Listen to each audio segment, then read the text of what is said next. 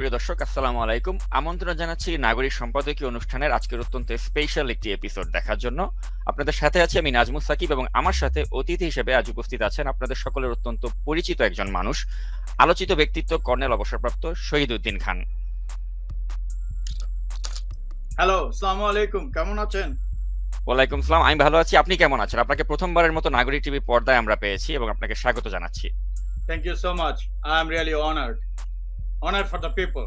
We are fighting for the people of Bangladesh, inshallah. Thank you. You Thank you very welcome. much. তো প্রিয় দর্শক, আমরা আজকে অনুষ্ঠানটি চেয়েছিলাম সাবেক সেনাপ্রধান জেনারেল আজিজ আহমেদকেও সংযুক্ত করতে, কিন্তু তিনি আমাদের আহ্বানে সাড়া দেননি। এমত অবস্থায় আমরা আজকের অনুষ্ঠানটি সাজিয়েছি এককভাবে কর্নেল শহীদ উদ্দিন খানকে নিয়ে। তো কর্নেল শহীদ উদ্দিন, আমরা অনেক বিষয়ে আজ আলোচনা করব। ডয়েচে ভেলেতে জেনারেল আজিজ যেসব মিথ্যাচার করেছেন সেগুলো নিয়েও আমরা আলোচনা করব, কিন্তু শুরুতেই আমি একটু পেছন থেকে আলোচনাটি শুরু করতে চাই। প্রধানমন্ত্রীর নিরাপত্তা বিষয়ক উপদেষ্টা তারেক সিদ্দিকীর সাথে আপনার এক সময় বেশ সুসম্পর্ক ছিল। লন্ডনে আপনার সাথে তিনি একাধিকবার দেখাও করেছিলেন। মূলত কিসের কারণে তার সাথে আপনার সম্পর্কের অবনতি ঘটলো সেটা আমরা অনেকেই জানি, তবে যেহেতু আমাদের প্ল্যাটফর্মে আজকে আপনি প্রথমবারের মতো এসেছেন, তাই আমি চাই যে আমাদের দর্শকদের জন্য আপনি এই ঘটনাগুলো যদি একটু নতুন করে আরেকবার একটু বলেন। ধন্যবাদ, thank you very much. Actually আজকে তো মূল উদ্দেশ্যই ছিল যে ডয়েচে ভেলেতে ওর নাম কি যেন আজিজ, চোরা আজিজ কথা বলেছে। He looks like a thief also. Then ওইটা আপনি যেহেতু বলেছেন পরে কথা বলবেন, ইজ ফাইন। কিন্তু আমার আজিজ কোনো ফ্যাক্টরি ছিল না আমার এই সকল কিছুর ক্ষেত্রে, কিন্তু he came to the scene. Tareq Siddique হলো যখন আমরা দুজনে আর্মি থেকে আউট হয়ে গেলাম ওই 2004-05 দিকে, তখন হি কল্ড মি। আমি গেছি, retired officer, he has seen my career background and all this things and he got my service all together. মানে 111 আগ পর্যন্ত আমি দিনরাত তার সাথে কাজ করেছি, এই ইলেকশন হবে ইত্যাদি এগুলো নিয়ে। 111 এটা তো একটা টপ লেভেলের ব্যাপার, ওটা কিভাবে কি করেছে জাতি এখন বুঝতে পারছে। দ্য পয়েন্ট ইজ, এত ভালো মনে করেছি, আমাকে ছোট ভাই বানিয়েছে, সে বিজনেস করেছে আমাদের সাথে। ফরচুনেটলি আমার ওয়াইফের একটা কোল্ড স্টোরেজ বিক্রি করে যে টাকাটা আসছে ওটা দিয়ে আমরা ব্যবসা শুরু করেছি। তারপর সে তার ওয়াইফ বললো যে তারাও ডাইরেক্টর হতে চায়। মানে fine, without investment I have allowed, যেহেতু আমাকে বড় ভাই ছোট ভাই বানিয়েছে, সে আমার বড় ভাই, কাজ করছি ফর দ্য নেশন। যেহেতু আমাদেরকে আউট করে দিয়েছে অন্যায়ভাবে আর্মি থেকে, তো নিশ্চয়ই ভবিষ্যতে দেশ গণতান্ত্রিক শক্তিশালী দেশ হবে, আর্মিও শক্তিশালী হবে। I worked with him because I was never been in politics. আমি এখনো কোনো পলিটিক্সে নাই। So I worked with him. But একটা কথা আমি বলেছি, স্যার যদি ক্ষমতায় আসা হয়, দুর্নীতির জন্য মানুষ যে কোনো পলিটিক্যাল পার্টি ধ্বংস হয়ে যায়, এটা বন্ধ করার জন্য আপনাকে একটা সেল বানাতে হবে। You must make a cell with all the retired smart guys and officers, civilians, so that we can track the projects and other things. কোনো দুর্নীতি যেন না। হ্যাঁ শহীদ, এটা করা হবে। সে আমাকে কথা দিয়েছে ইলেকশনের আগে।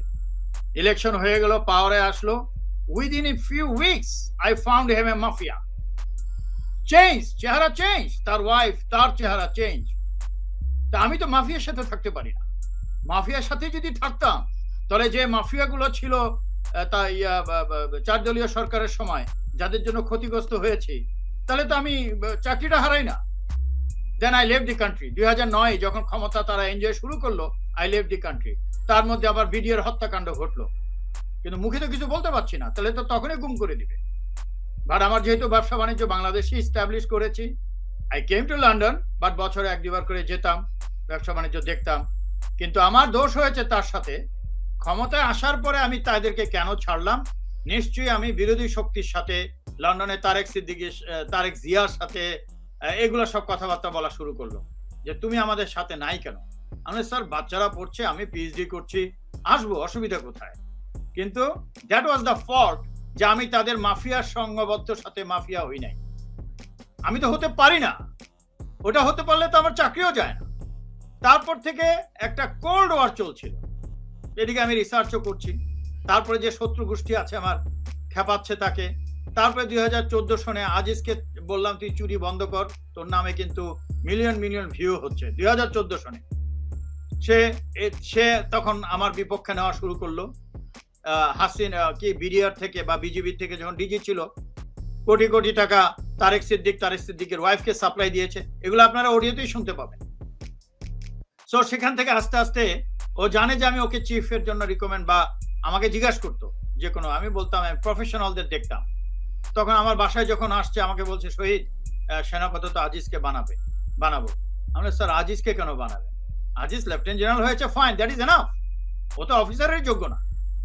কতটুকু বানিয়েছেন ঠিক আছে, কিন্তু সেনাপ্রধান বানাচ্ছেন তার আগে দেখে নিয়ে তার বিরুদ্ধে যে ভিডিও হচ্ছে, মিলিয়নস এন্ড মিলিয়নস, 2014 ইলেকশনে হেল্প করেছে, তার ভাইরা টেরোরিস্ট।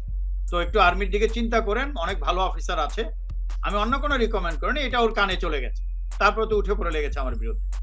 সেনাপ্রধান হওয়ার পরে সে আমাকে ফোন করলো 2-3 দিনের মধ্যে বা 1-1.5 মাসের মধ্যে, দোস্ত তারেক স্যার বলছে, কেন তারেক স্যারের সাথে তো গন্ডগোল, তারেক মানে মাফিয়া তারেক সিদ্দিকীর সাথে তো গন্ডগোল তারও আগে থেকে শুরু হয়ে গেছে। তুই যদি 4-5 কোটি টাকা ওনাকে এখনো দিস তাহলে তোর সব সমস্যার সময়। নো, সে তো আমার ব্যবসা বাণিজ্যের উইদাউট ইনভেস্টমেন্ট 80% নিয়ে নিয়েছে। তাহলে আমার কোম্পানির লোক খাবে কি, ব্যবসা চালাবো কি করে? আমি তো আর মন্ত্রী মিনিস্টার না, এমনি তো হাজার হাজার কোটি টাকা বানাচ্ছে, ওগুলা ব্ল্যাক তো দেখাতে পারে না। একমাত্র হোয়াইট ইনকাম ছিল আমার কোম্পানি থেকে, আমরা এলাও করেছিলাম। কিন্তু যখন মাফিয়া হিসেবে দেখলাম, I left the country. But the point, আমাদের নাগরিক টিভির কাছে একটি 3 মিনিটের মতো একটি অডিও এসেছে, যেখানে আমরা দেখেছি যে আপনার একটি ক্ষোভের বহিঃপ্রকাশ রয়েছিল আজিজ আহমেদের সাথে কথা বলার সময়। তাছাড়া ঘুমের বা ফোনে আড়ি পাতার বিষয়ে তারিক সিদ্দিকী যে জড়িত ছিলেন, এ ধরনের মন্তব্য স্বয়ং আজিজ আহমেদ আপনার সাথে করেছিলেন সেই কথোপকথনটিতে। তো আমরা চলুন আগে প্রথমে ওই ক্লিপটি আমরা একটু শুনে আসি। ওকে। অর্থনৈতিক দলিল আমি সাইন করি, আচ্ছা, এটা গেল একটা পার্ট। 3 নম্বর পার্ট হলো, এই যে কেস কামারে যদি থেকেও থাকে, আমার ওয়াইফের নামে ওয়ারেন্ট, সেটা আমাদের ব্যাপার, কোম্পানির নামের ব্যাপার না। সেটার ব্যাপারে যদি থেকে আমার সাথে ডিসকাস করবে। লুটপাট, টর্চার করা যায়, যে গরিব ছেলেদের মাধ্যমে আমরা ব্যবসা করে তোরা কামাই করছিস, সৎ টাকা নিছিস, ইনভেস্টমেন্ট না করে, উইদাউট ইনভেস্টমেন্ট, আর তাদের নিয়ে টর্চার করলো, আর একজন মারাই গেল। এটা গেল 1 নম্বর। দেখ, তার কথার মধ্যেই মানে কত মিথ্যা কথা। একটা প্রমাণ তোকে শুধু দিয়ে দিই, সেটা হলো, তোকে বলল তারা খবর পেয়েছে যে 3 জন নিয়ে গেছে তাদের মাধ্যমে, যে আমার বাসায় ফেক দলিল ফলিল ইত্যাদি ইত্যাদি আছে। Have you understood? এটা বলছে, তার মানে কি, তারা ধরে নিয়ে গেছে। আবার বলতেছে তারা কোন জায়গায় ছিল, হোটেলে লুকায় ছিল, তবলিগে ছিল, কি ছিল। এই যে প্যারাডক্সিক্স অর ডাইকোটমি, হোয়াটএভার ইউ সে, আর কোনো মিথ্যার প্রমাণ তোকে দিতে হবে না। এই তুই এখন যে বললি, কেননা আজকালকার যুগে যখন ফোনে কথা বলি, আমি ধরে নেব ইলেকট্রনিকের যুগে তুমি রেকর্ড করছো, বা তোরও ধরে নেওয়া উচিত আমি রেকর্ড করছি, বাট করছি কি করছি না এটা বিশ্বাসের ব্যাপার। বাট আমি বলছি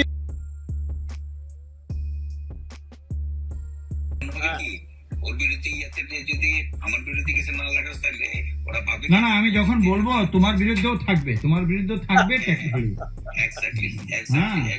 আছে তো, যে গত কয়েকটা তো দেখতেছো তো, because they call me. Zia হলো যত কুকীর্তি হলো, এখন জিয়া আর হলো জুবাইর, এই দুইজন হলো তার যত কুকীর্তি তাদেরকে দিয়ে করায়। এই সমস্ত আমি এতটুকু বলবো, আর কিছু বলবো না। জিয়াকে দিয়ে তো আগের থেকেই করছে, এখনো করায় দোস্ত, এখনো করায়। এবং সেই এটি ঘুমের থেকে শুরু করে এগুলা আসলে আমাকে কিন্তু আবেদিন অনেকবার বলছে যে স্যার এগুলো জিয়া করে, জিয়া এগুলো ধরেই নাই, এটাকে করে, জিয়া এগুলো করাইতো। আমি জিয়াকে চেঞ্জ করার জন্য পর্যন্ত হলো প্রপোজাল নিয়ে গিয়েছিলাম একদম উপরে, না হয় নাই, বুঝছো, ওরা চেঞ্জ করে। তো এখন দোস্ত চাইলেই সবকিছু পারা যায় না। এনটিএমসিটা কি, এনটিএমসি না কি জানি, এটা কি? National telecommunication monitoring cell. ওইটা হলো যত জনের এই যে তোদের মানে যত হলো যে হোয়াটসঅ্যাপ, ভাইবার, তারপর যত ইন্টারসেপশন আছে, সরকারের বিরুদ্ধে কারা প্রপাগেশন করে না করে, এগুলাকে মনিটরিং করা, এগুলা ব্লক করা, এগুলা যা কিছু এগুলো সব করে এনটিএমসি। এই অর্গানাইজেশনটা কার আন্ডারে? এটা হলো হোম মিনিস্টারের আন্ডারে। কিন্তু হোম মিনিস্টারের আন্ডারে হলে এখন হলো যে এটা হলো একদম ডাইরেক্টলি হলো জিটি কন্ট্রোল করে, একদম 100%। আমরা এই অডিও ক্লিপটা আমরা শুনে নিলাম 3 মিনিটের। এখানে আপনার বেশ কিছু কথোপকথন আমরা এটা একসাথে পেলাম, এবং এখানে দেখা যাচ্ছে জিটি বলতে জেনারেল তারেক সিদ্দিকীর কথা তিনি বললেন, যে তিনি হোম মিনিস্ট্রির যেটা কন্ট্রোল করার কথা সেটা তিনি কন্ট্রোল করছেন, অর্থাৎ এই মানুষের কল রেকর্ড করা এবং সেগুলো প্রকাশ করে দেয়, এগুলি তার মাধ্যমেই হচ্ছে। এবং আরো অনেক ধরনের বিস্ফোরক কমেন্ট কিন্তু জেনারেল আজিজ তিনি করেছিলেন আপনার সাথে। তো এই কথোপকথনগুলো যদি আপনি একটু আমাদের দর্শকদের জন্য ব্যাখ্যা করেন। এখানে ওই যে আবেদিনের কথাটা যে বলেছে, আবেদিন হলো ডিজিজিএফ ছিল তখন, জেনারেল আবেদিন। আর যে জুবায়ের বলেছে, যেটাকে আমি বলেছিলাম, এই জুবায়ের একটা অ্যাট বেস্ট সৈনিক বা লান্স নায়ক হতে পারে, তাকে জেনারেল বানিয়েছে তারেক সিদ্দিক আর mother of mafia Sheikh Hasina. তো এরা হলো এরা সে এখন ডিজিএনএসআই হিসাবে আছে, director general of national intelligence services or NSI, national security intelligence, something like that. Then এদের কথাটা সে বলেছে যে জিয়া তো চেনে পৃথিবীর সবাই, একমাত্র কসাই, সে হত্যাকাণ্ড ঘটিয়ে তার কিন্তু কোনো প্রফেশনাল কোনো অ্যাপটিটিউডস বা প্রফেশনাল তার কোনো জ্ঞান গরিমা নেই, এক হত্যা করে করে হি বিকেম ব্রিগেডিয়ার।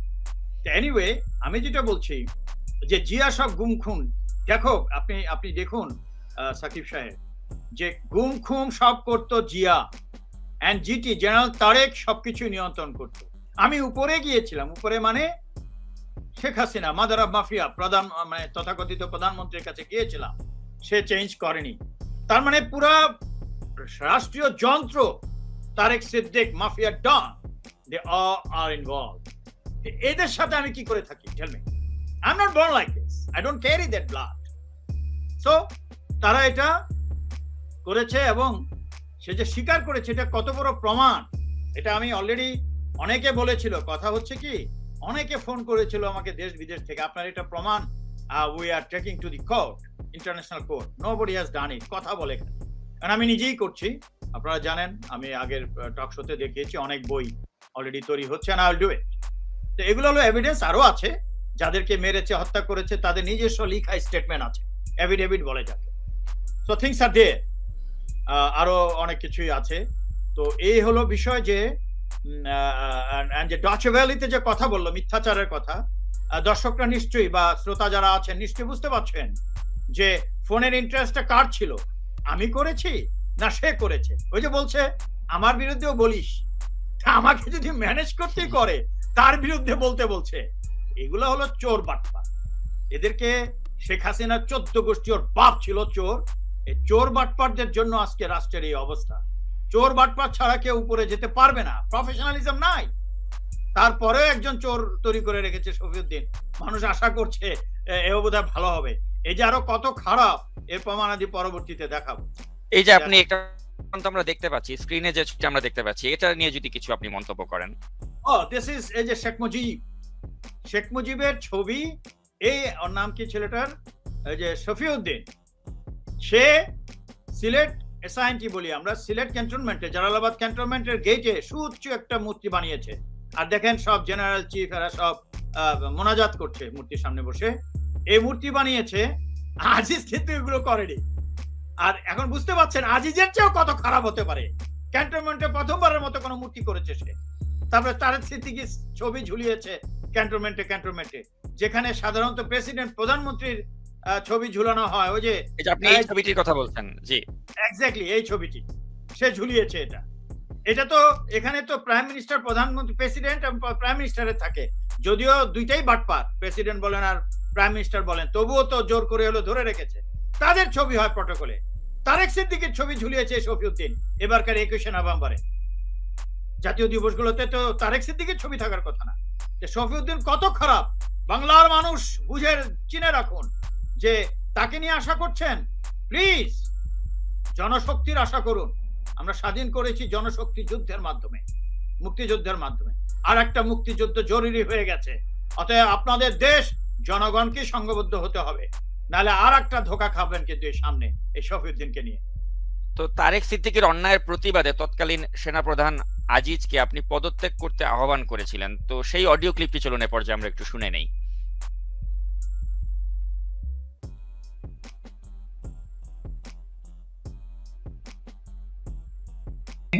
2000 না, মেজর থাকতে যখন একটু বুঝি আর কি, রাজনীতি ফাজনীতি নিয়ে, দেশ নিয়ে যখন এত গন্ডগোল, আমাদের দেশটা তো একটা গন্ডগোলেরই দেশ, টিভি খুললে তো গন্ডগোল দেখা যায় সেই ছোটবেলা থেকে, তাই না? তখন আমি চিন্তা করতাম যে মিলিটারি, আমি তখন মেজর আর কি, যে আমাদের যদি একটা মিলিটারি চিফ একদিন রিটায়ার করতো, এরা তো রিটায়ার করে চলেই যায়, অনেকে কেউ চেনেই না। কিন্তু একটা মিলিটারি চিফ যদি একদিন রিজাইন করতো in protest of the interference in his job and in protest of the thing that he wants to get justice he does not get, তাহলে বাংলাদেশের ডেমোক্রেসি সারা জীবনের মতো স্ট্রং হয়ে যেত। আমি সেটাই সেদিন মতিকে বলতেছিলাম যে দোস্ত, he is our coursemate, chief হয়েছে, এটা খুব গর্বের বিষয়। হ্যাঁ, কিন্তু এই গর্ব আগামী 300 বছর থাকবে। সে যে অন্যায়ের বিরুদ্ধে প্রোটেস্ট করে, যে তারেক সিদ্দিকীর মতো লোক, he does not behave the way he should behave, I should resign. এটা সারা দেশের মানুষ এবং জীবনে পলিটিশিয়ানরা সাহস পাবে না আর্মির সাথে আর কিছু করতে। এটা আমি এই জন্য বলেছি দোস্ত, তুমি 1 বছর 1.5 বছর পরে চলে যাবা, যেতে হবে, বা 2 বছর পরে। অবশ্যই অবশ্যই। বাট এই ধরনের গোয়িংটা জাতিকে, আমি তোমাকে কিন্তু প্রম্পট করছি না, আমি বলছি আমার মনের কথা। বাট এটা কতটুকু possible you know better, I don't. But আমি বলছি আমার মনের কথা। আমার তো এখানে অনেকের সাথে ইন্টারাকশন হয়। এই একটা ইনসিডেন্ট যদি বাংলাদেশে কোনোদিন ঘটতো, তো আমরা এই অডিওতে শুনতে পেলাম যে তিনি অনেকটা আপনার সাথে সম্মতি তিনি জানিয়েছিলেন, তাই নয় কি? না না, এসব চোর বাটপার, সম্মতি কোথায়? হ্যাঁ ঠিক, আমি রিটায়ার করবো, দিস দ্যাট কোথায় করেছে? শোনেন, কটরিটা কি জিনিস? ইন্টারেস্ট গ্রুপ, যেটার উপরে আমার গবেষণা, 1000 বছরের যে গবেষণা পৃথিবীর মানুষ করেছে। কটরি অথবা ইন্টারেস্ট গ্রুপ কারা? তারা জীবনেও একজনকে আরেকজনকে ঠেলে ফেলে দেয় না, একসাথে থাকতে হবে ফর দেয়ার সার্ভাইভাল। আজিজ এত ঘটনা ঘটালো, এত কিছু ঘটলো আজিজের, তারপরেও আজিজের কিছুই করা হয়নি। রিটায়ার করার পরেও এখন সে সাহস পাচ্ছে, যদিও ওই চ্যানেলটা সম্পর্কে আমার কোনো কমেন্টস নাই, সে সাহস পাচ্ছে কথা বলতে। এবং শেখ হাসিনা হয়তো বলেছে তাকে বলতে, mother of mafia Sheikh Hasina হয়তো বলেছে যে এটা কথা বলো, কেননা এখন তাদের স্যাংশন নিয়ে সোশ্যাল মিডিয়া পাগল হয়ে গেছে এবং একের পর এক আমেরিকা থেকে চিঠি বেরোচ্ছে, অতএব এটা দিয়ে যদি একটু গরম করা যায়। কিন্তু মাদার অফ মাফিয়া, কিন্তু আপনার সাথে একটি কথোপকথনে কিন্তু আমরা দেখেছিলাম যে আজিজ আহমেদ নিয়েও কিন্তু তারেক সিদ্দিকীর সমালোচনা করেছিলেন এবং তারেক সিদ্দিকীর বিরুদ্ধে তিনি কথা বলেন। আমরা ভিডিওটি একটু শুনে আসি।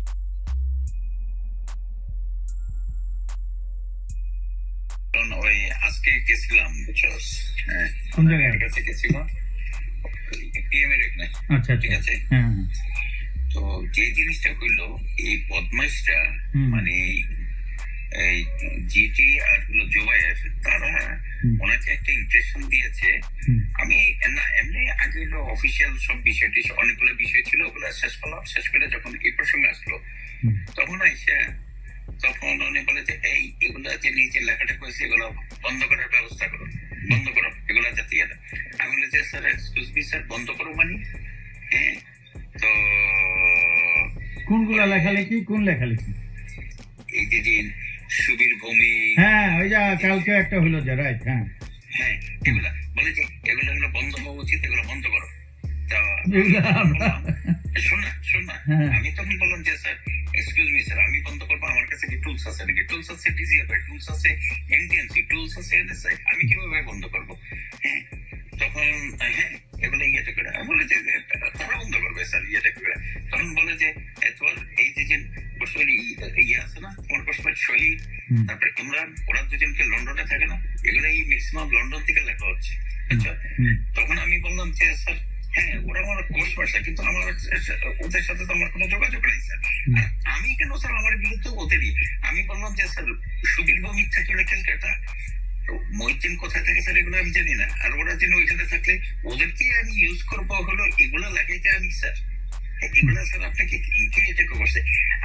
তখন আমি বললাম যে শহীদ তো আমার বিরুদ্ধেও লেখে।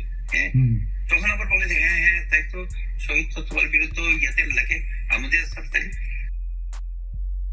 তো দেখা যাচ্ছে একজন সিটিং মানে সেনা প্রধান, তিনি প্রধানমন্ত্রীর নিরাপত্তা বিষয়ক উপদেষ্টাকে বদমাইশ বলছেন অন রেকর্ড আপনার সাথে। তো এটিও তো একটি আনপ্রেসিডেন্টেড ঘটনা, তাই নয় কি? অফকোর্স, কিন্তু এগুলোর কারণ কি? এগুলো তো আর তারেক সিদ্দিকীর সামনে বলবে না। দেখেন না, ডয়েচে ভেলিতে বলল অত্যন্ত সম্মানীয় উপদেষ্টার বিরুদ্ধে বলছি, শেখ হাসিনার বিরুদ্ধে বলছি, আমি শান্তি বাহিনী টাইপ, সামথিং লাইক দ্যাট। তারা নড়েচড়ে বসছে অথবা আমাকে ম্যানেজ করার জন্য। সে আমার সাথে কথা তো বলবে। প্রশ্ন হচ্ছে এগুলো তখন খালেদ মহিউদ্দিন কেন তাকে কাউন্টার প্রশ্ন করলো না যে আপনি তো অন রেকর্ডে বদমাইশ বলেছিলেন কর্নেল এরা শহীদুদ্দিন তো খানের সাথে। সেম খালেদ মহিউদ্দিন টহিউদ্দিন এগুলো তো সেম হাসিনারই লোকজন, আশেপাশের লোকজন না। What do you expect this things out of them? এগুলো তো এক্সপেক্ট করা ঠিক না। এগুলো যদি ভালো হতো, আজকে আমার সাথে অনেক সাংবাদিক যারা ই করেছে, they have sold me, you know, আমি শুধু বিক্রি হই নাই, but they have sold me. তো এগুলো হতে থাকবে। আর এরা যদি ভালো হতো, আজকে মাদারাম মাফিয়া তো পাওয়ারে থাকে না। জনশক্তির নেতৃত্ব বা জনশক্তির সংবিধান থাকতো আজকে পাওয়ারে। এটা নিয়ে দুঃখ পাওয়ার কিছু নাই। That doesn't mean that we are defeated. Time is just, আপনি তো দেখতেই পাচ্ছেন যে আজিজ যেভাবে কথা বলছে এখানে, যে মহিউদ্দিন যার নাম বলছেন, যেহেতু আপনি পিকড আপ করেছেন এই পয়েন্টটা, he should have talk to me, যে এই জিনিস প্রশ্ন করবে, এই ব্যাপারে আপনার কি বা জানা আছে কিনা। এমনকি সে আমাকে বলেছে লেফটেন্যান্ট কর্নেল, আমি তো তখন ফুল কর্নেল। তো বিষয় হলো মহিউদ্দিনের মতো এইসব লোকজন, they will be brought to the justice in due course of time, don't bother. And তাছাড়া সে আল জাজিরা সম্পূর্ণ ফিল্মটা দেখেনি, দেখলে তাহলে আরো চ্যালেঞ্জ করতে পারতো, যে বলছে শুধু মালয়েশিয়ার বিষয় না, হাঙ্গেরিতে আজিজ তার ভাই এবং তার ওয়াইফ এবং সে হাঙ্গেরিতে তার এই টেরোরিস্ট ভাইদের সাথে দেখা করেছে আরো 5-6 বছর আগে। তারপরে স্বামীর নাম বলেছে, মানে মহিউদ্দিন চ্যালেঞ্জ করেনি। স্বামী তো ওই স্বামী সায়ের যেটা কিনা আল জাজিরাতে দেখিয়েছে, তার কথা বলেছে, সেটার উত্তর না সে অন্য স্বামীর কথা বলছিল, হ্যাঁ, লেফটেন্যান্ট জেনারেল স্বামী বা অন্য কথা বলে সেটাকে, হ্যাঁ, ক্যাপ্টেন স্বামী, তার ক্যাপ্টেন স্বামীর কথা বলেছে। আর এডিসি নিয়ে কথা বলছে। So this was a drama. এরা এরম বেকুফ মনে করে বাংলার মানুষকে। আপনি দেখেন না, আমি যখন বললাম চ্যালেঞ্জ করেছি, লক্ষ লক্ষ মানুষ কমেন্ট করেছে। আজকে আমার টক শো করার দরকার নাই, ওই নোটিশেই জবাব হয়ে গেছে। আর মানুষটা এখন বুঝতে পারছে এই যে আজিজ যে আমাকে ফোন করেছে, এর মধ্যে আরো অনেক কিছু আছে, আপনারা পেয়েছেন কিনা জানি না। আমার এক কর্সমেট মেজর মতিও ফোন করেছিল, এন্ড দিস এন্ড দ্যাট, আরো অনেক কিছু ছিল। আমরা ওগুলোতে আমরা আসবো, কিন্তু তার আগে আমি এরপর একটু নিউজ ঘানাতে একটি সংবাদ প্রকাশ হয়েছিল, যার শিরোনাম ছিল Bangladesh army is becoming captive to one alma mater again. তো এটা নিয়ে যদি আপনি একটু বিশ্লেষণ করেন, যেটা এই নিউজটা নিয়ে যদি বিশ্লেষণ করেন। Actually this was the beginning, you know. এটা যখন বের হলো, এর আগে আমি তারেক সিদ্দিক এবং শেখ হাসিনাকে নিয়ে কথা বলতাম বা লেখালেখি করতাম। আমি তখনও ফেসবুক কি জানতাম না, even I have never used that. তারপরে ব্যাটালিয়ন আমার পরে I started using Facebook and all this things. তখন হোয়াটসঅ্যাপে আমি মেসেজ পাঠাতাম, শুধু আর্মি অফিসার্স এন্ড এরাই পেত। তো ওইটাতে হঠাৎ করে এটা দেখলাম যে আমি নাকি বাংলাদেশের চাকরিরত এই যে মাহফুজ টাফুজ যাদের নাম দেখা যাচ্ছে, মামুন আর এক বাটপার ডিজি, তারপরে নতুন ডিজিএফআই, একে আমি জীবনও দেখিনি যে তখন যে ডিজিএফআই ছিল, এদেরকে নিয়ে নাকি আমি মানে অভ্যুত্থান করতে যাচ্ছি, মিলিটারি কু। আরে ভাই, আমার সারা জীবনের রিসার্চই হচ্ছে যেন মিলিটারি কু না হয়, যাতে গণতন্ত্র শক্তিশালী হয়। আমি আজিজের তো ওই ধান্দাই ছিল, বরং আমি তাকে বলেছি, for the cause of democracy you should also resign if need be. ডেমোক্রেসির জন্য মিলিটারি শাসন কখনো ডেমোক্রেসি আনতে পারে না, কিছুদিনের জন্য ভালো থাকতে পারে।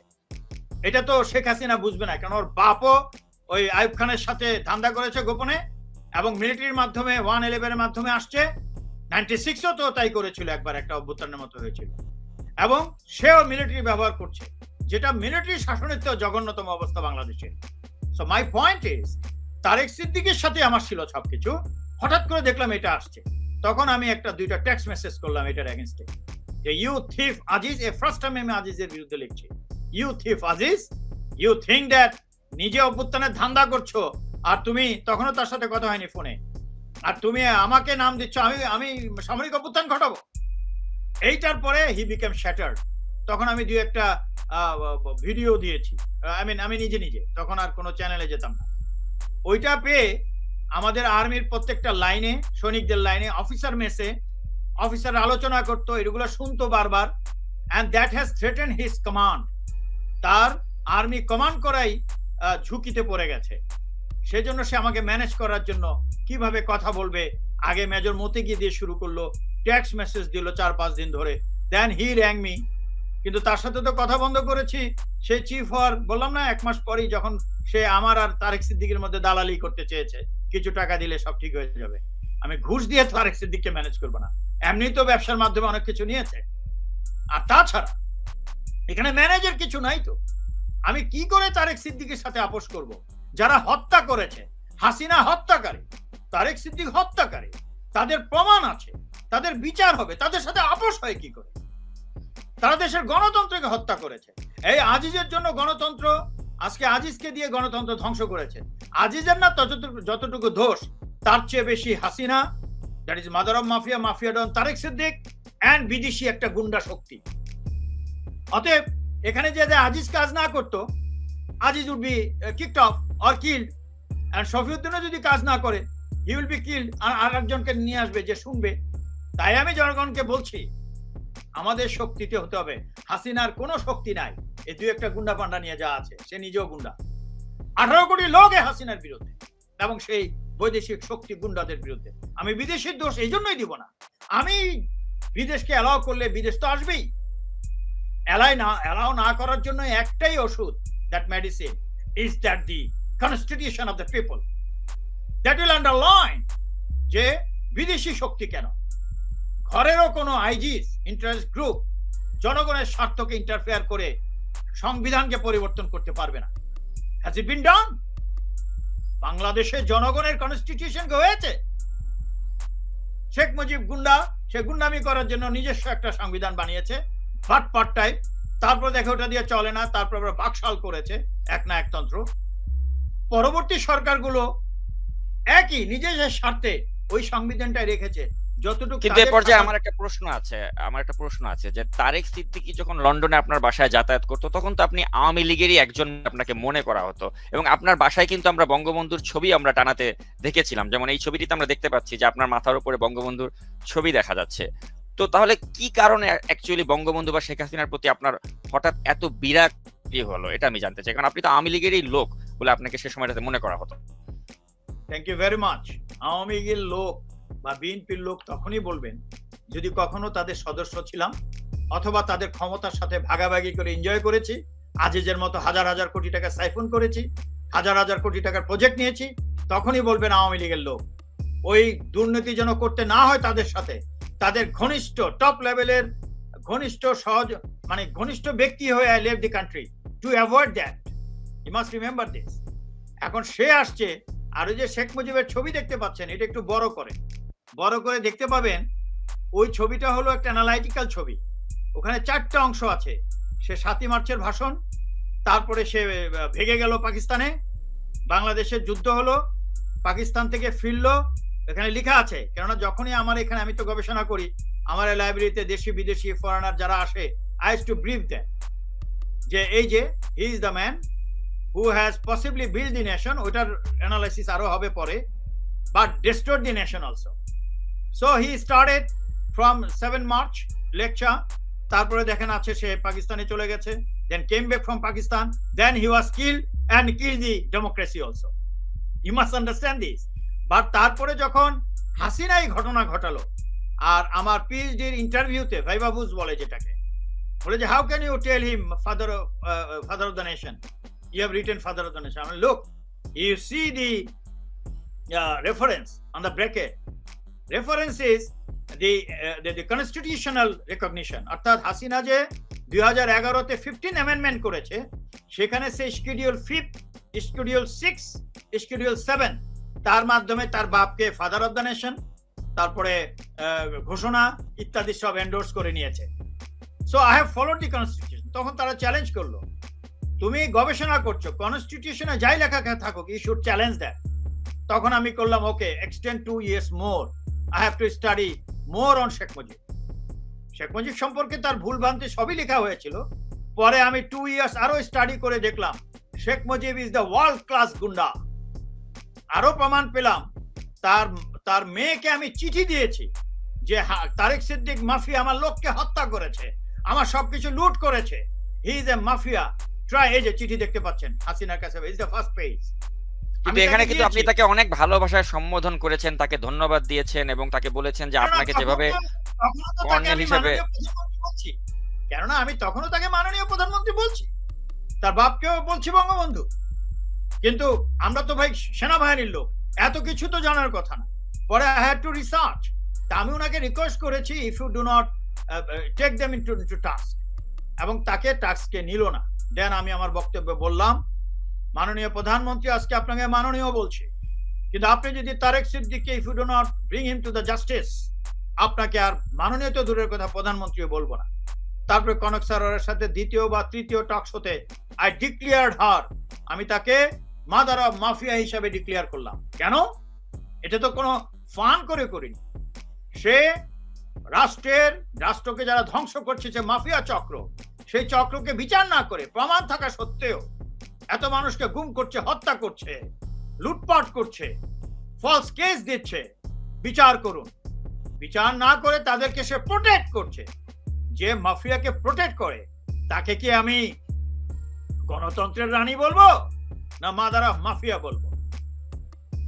এভরিথিং লজিক্যালি ডেভেলপড, সবকিছু। আপনার এই মাদার অফ মাফিয়ার প্রসঙ্গে আমি একটু আসতে চাই না, তার আগে আপনি জানেন যে let me finish. The point is, সে যদি আপনার যদি বিচার করত, তাহলে আজকে সে হয়তো মাদার অফ ডেমোক্রেসি হতো, ডেমোক্রেসিও ফেরত আসতো। সে তো করেনি, কেন? সে একটা বদমাইশের হাড্ডি, এবং she is carrying the blood of her father. অত প্রশ্নই ওঠে না। শেখ মুজিবের জন্য আজকে দেশ ধ্বংস হয়েছে। স্বাধীনতা যুদ্ধ, মানুষ যদিও বাটপারগুলা বলে অনেকে, ওকে দিলাম ক্রেডিট স্বাধীনতা যুদ্ধের ক্ষেত্রে, যদিও সে পাকিস্তানে, তারপরে ক্রেডিট দিলাম যে চার জন্য স্বাধীন হয়েছে। What has happen after? সে ফেরত আসার পর থেকেই তো শুরু হয়ে গেছে ষড়যন্ত্র দেশে। আজকে দেশ যে সাফার করছি, হি ইজ দ্য রেসপন্সিবল ম্যান। তার মেয়ে একই জিনিস। কিন্তু বিএনপির সময় তো আপনাকে অসম্মান করে তারা সেনাবাহিনী থেকে চাকরিচ্যুত করেছিল, কিন্তু শেখ হাসিনা সরকার তো ক্ষমতায় এসে তারা তো আপনাকে চাকরিতে পুনর্বহাল করলে সম্মান সূচক ভাবে আপনাকে একটা বিদায় নেওয়ার, রিটায়ারমেন্টে যাওয়ার একটি ব্যবস্থা করে দিয়েছিল। It's a good point. আমি তাদের ক্ষমতায় আসার জন্য দিনরাত কাজ করেছি। আমাকে হাসিনা কোনো মেহেরবানি করে, এটা আমি অ্যাপ্লিকেশন করেছিলাম খালেদা জিয়া থাকতেই।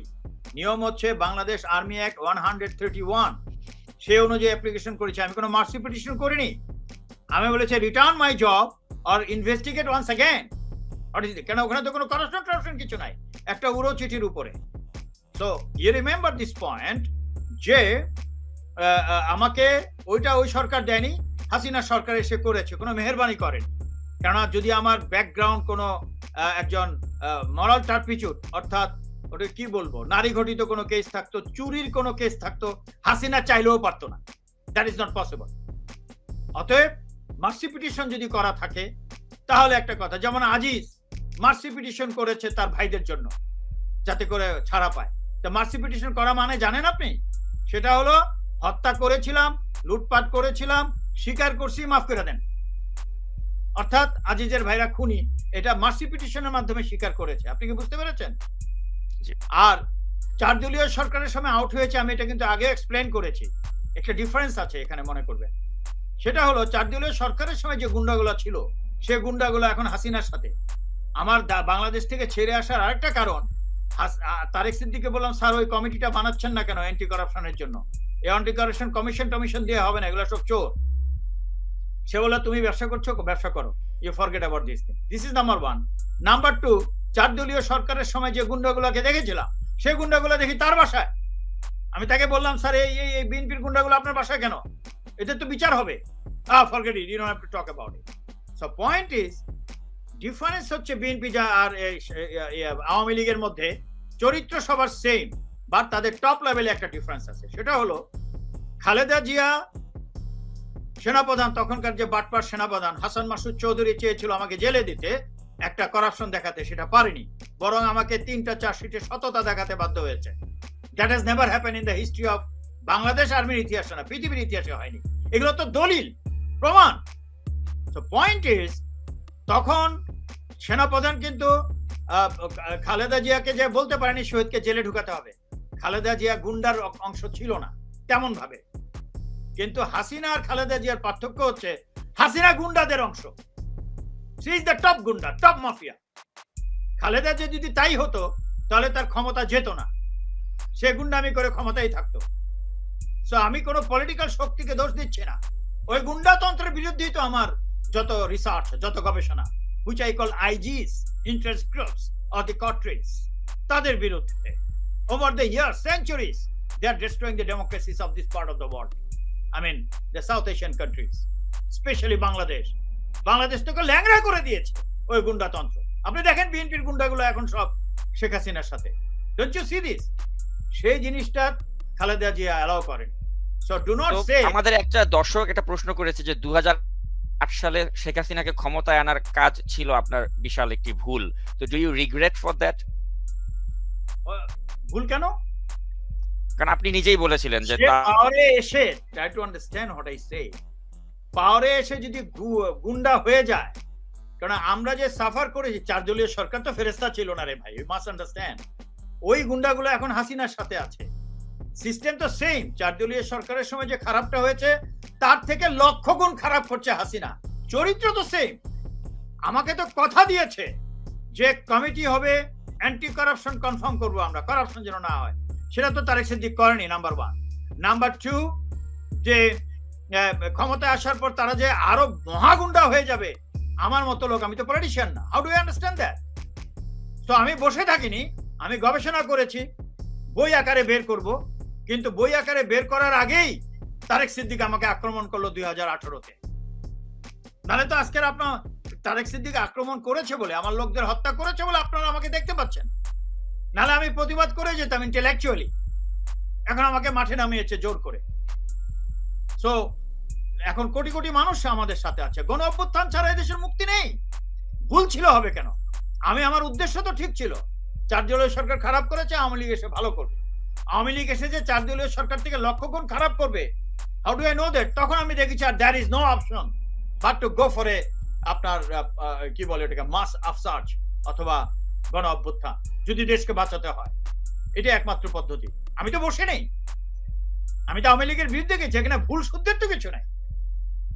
আমি আমার লক্ষ্য তো ঠিক আছে, লক্ষ্য দেশের গণতন্ত্র এস্টাবলিশ করা। আপনারা শুনেন নাই আমি আজিজকে কি বলছি?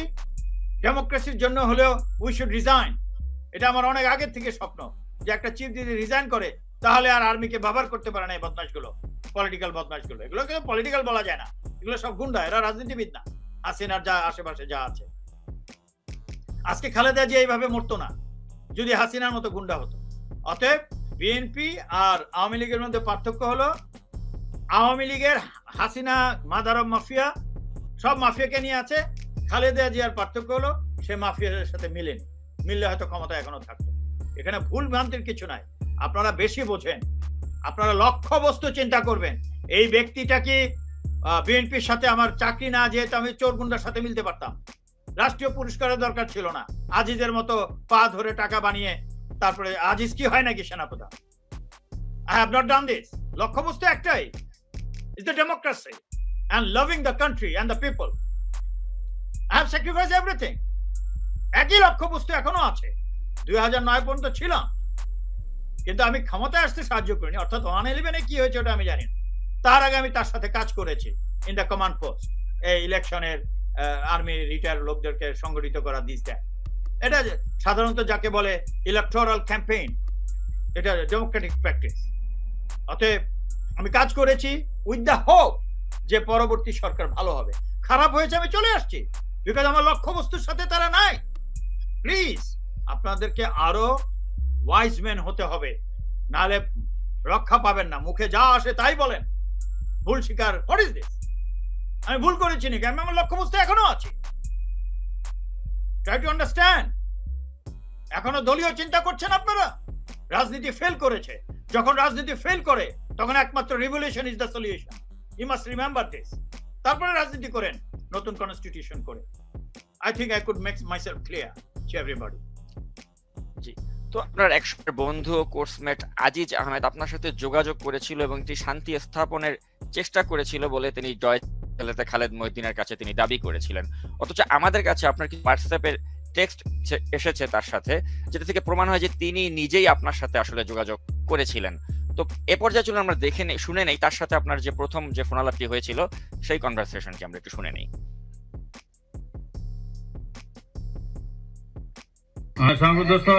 দোস্ত আমি জাস্ট নামাজ পড়তেছি। ভালো, thank you. How are you? সবাই কেমন আছে? ভালো আছে তো, ভাবে সবাই ভালো আছে আলহামদুলিল্লাহ। আলহামদুলিল্লাহ, কেমন আছে?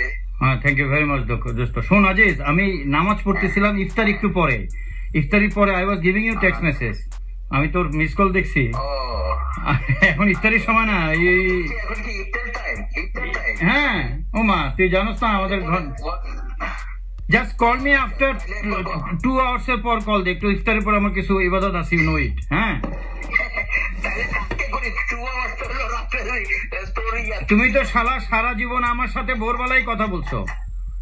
আচ্ছা, আমি তাহলে ফজর নামাজের পরে করি। হ্যাঁ হ্যাঁ, এটা কর, তখন আমি জায়গা থাকি। Right right, thank you thank you. ঠিক আছে। তো ভাবিকে সালাম দিস, থ্যাংক ইউ। ওকে, তো তিনি যখন আপনার সাথে যোগাযোগ স্থাপন করতে চেয়েছিল, এটাই ছিল সম্ভবত প্রথম কনভারসেশন আপনাদের, এর আগে টেক্সট চালাচালি হচ্ছিল।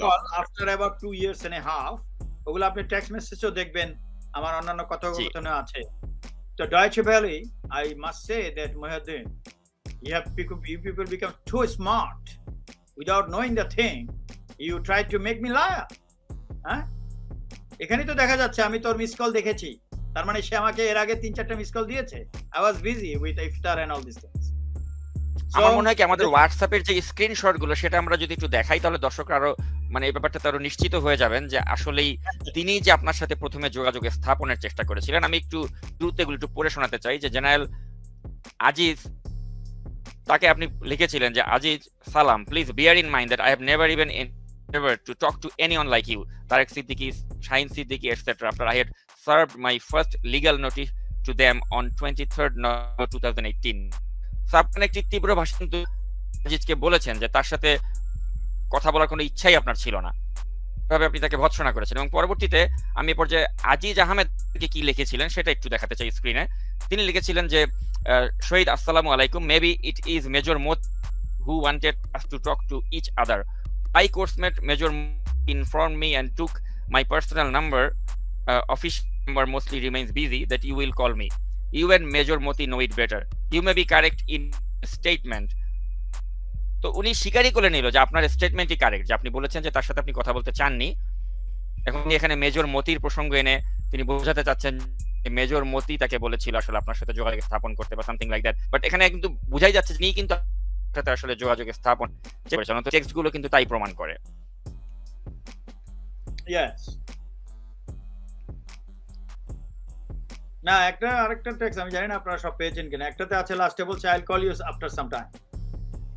জি, That is the last. সেগুলো আমাদের কাছে আছে। হ্যাঁ হ্যাঁ, আপনাকে অনেকগুলো কল দিয়েছিল, কল এবং তারপরে টেক্সট করেছিল, সবই আমাদের কাছে এসেছে নাগরিক টিভির কাছে, যেগুলো আমরা প্রকাশ করে দেব দর্শকদের আমাদের পেজে। তো এ থেকেই প্রমাণ হয় যে ডয়েচে ভেলেতে তিনি যে ক্লেম করেছেন যে তিনি আপনার সাথে যোগাযোগের চেষ্টা করেন, এগুলো টোটালি মিথ্যাচার ছিল। আপনার ডিস্টার্ব দিচ্ছে কিন্তু আমি জানি না, হোয়াটসঅ্যাপ আমরা আপনাকে স্পষ্ট শুনতে না, আমরা স্পষ্ট শুনতে পাচ্ছি আপনাকে। You are getting distorted little. যাই হোক, তা আপনারা যে এগুলো দেখালেন এতে স্পষ্ট প্রমাণ হয়ে যায়। আমি সেটাই বলছি যে মহিউদ্দিনরা এরা মনে করে যে তারা সরকারের মদদে ইসে আছে। আপনার খেয়াল আছে সে একটা টক শো করেছিল, আমি তো দেখি খুব কম, সময়ও নাই। ওর নাম যেন ফারাদ মাজার, এবং ওই যে দরবেশটা আরেকটা বাটপার আছে যে মাফিয়া, কি নাম যেন, সালমান এফ রহমান। তার সাথে যে একটা টক শো ছিল, সেখানে সালমান এফ রহমান তাকে স্টুপিড বলেছে, মাইন্ড ইউ। স্টুপিড বলার পরে তখন ফরাদ মাজার বলল, আপনাকে আমি সত্য কথা বলছি, ভ্যাকসিনে দুর্নীতি হয়েছে, শত শত কোটি টাকা বিদেশে দিয়ে দিয়েছেন, ভ্যাকসিন পাচ্ছি না, আপনি আমাকে স্টুপিড বলছেন? তখন বলে যে আপনাকে বলি নাই, আমি মহিউদ্দিনকে বলেছি।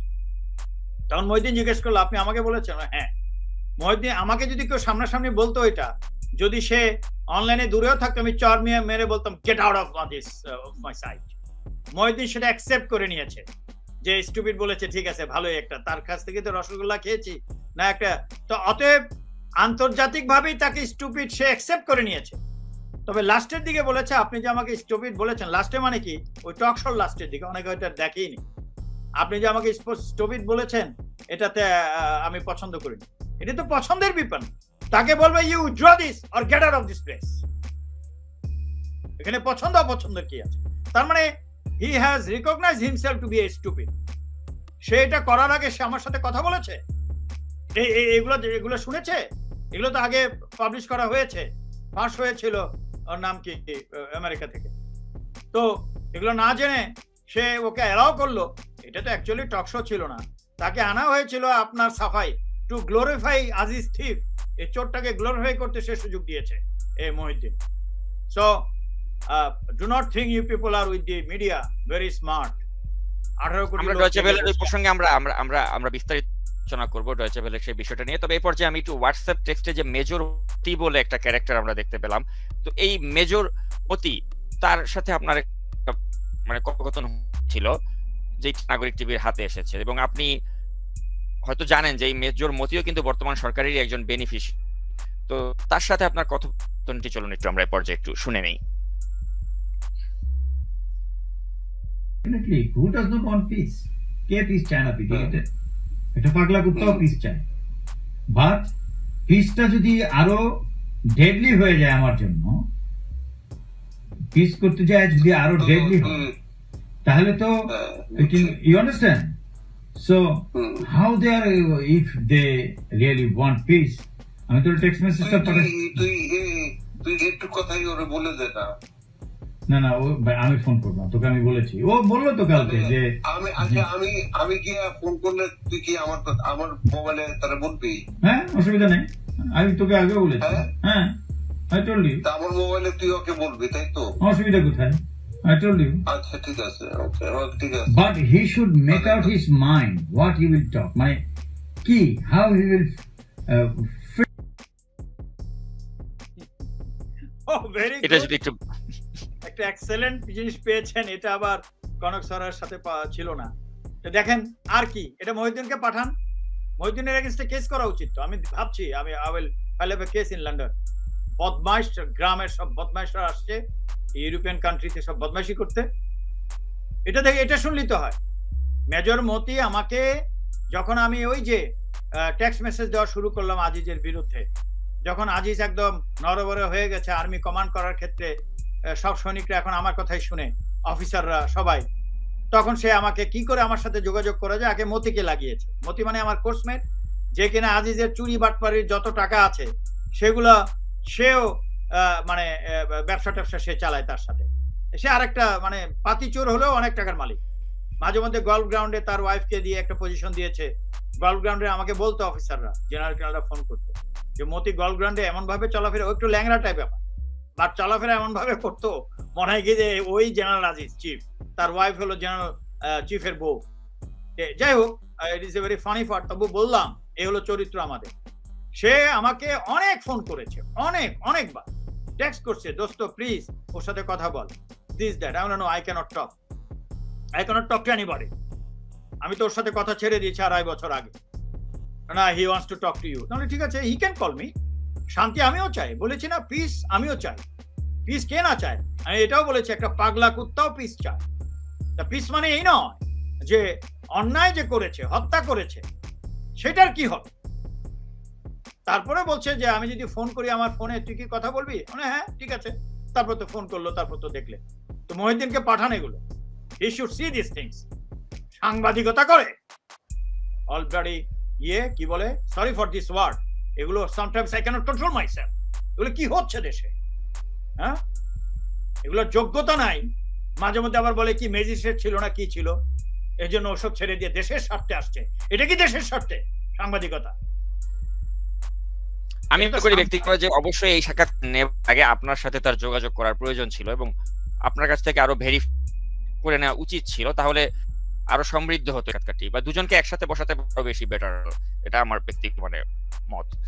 তো এই পর্যায়ে আল জাজিরার একটি টিম আপনার বাসায় গিয়েছিল এবং একটি দীর্ঘ সাক্ষাৎকার নিয়েছিল, যার কিছু এক্সক্লুসিভ ফুটেজ নাগরিক টিভির হাতে এসে পৌঁছেছে। চলুন আমরা সেটা একটু দেখে নেই।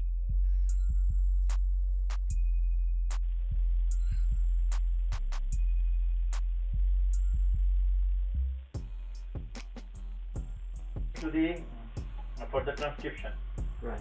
who is authorized to give transcription authority? I mean, Of course. signing and all these things. Notarization.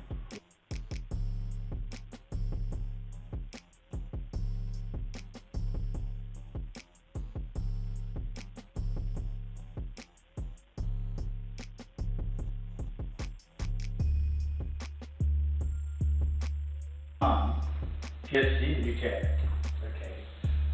Do you give your permission, your consent for us to use this interview in a film, online, in articles, Al Jazeera in perpetuity. তো তারা এই ফুটেজগুলো কেন প্রচার করলো না? হ্যাঁ, জানতে চাই এই ফুটেজগুলো কেন আলোর মুখ দেখেনি, অর্থাৎ আল জাজিরা কেন এই ফুটেজগুলো প্রচার করেনি, এটা আমি একটু জানতে চাই। এটা মিস্টেরিয়াস ইনডিড। এখানে আমি একটু সময় নিব, ইফ ইউ গিভ মি। সেটা হলো জি, sure.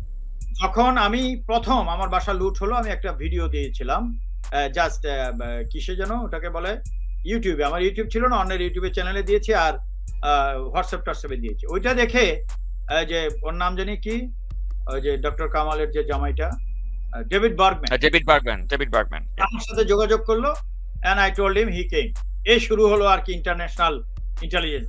আমি চিনিও না, আমি কোনো মিডিয়া সিস্টেমও জানি না। সে আসছে, আল্লাহ রহমত, সে আসছে, সে আমার কাছ থেকে ইনফরমেশন নিল। দেন আল জাজিরা আসছে, দেন এখানে শুটিং হয়েছে। আজ থেকে 2.5-3 বছর আগের কথা, সে 2019-এ আমার বাসা লুট হওয়ার পরে শুটিং হয়েছে, শুটিং হলো।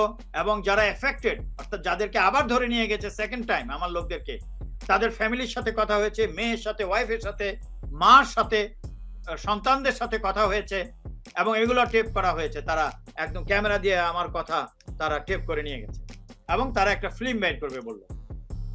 ফিল্ম না বের করে দেখা গেল 1-1.5 মাস পরে মার্চের 19 তারিখে, যেটা আপনি দেখিয়েছেন, আল জাজিরা একটা আর্টিকেল বের করলো।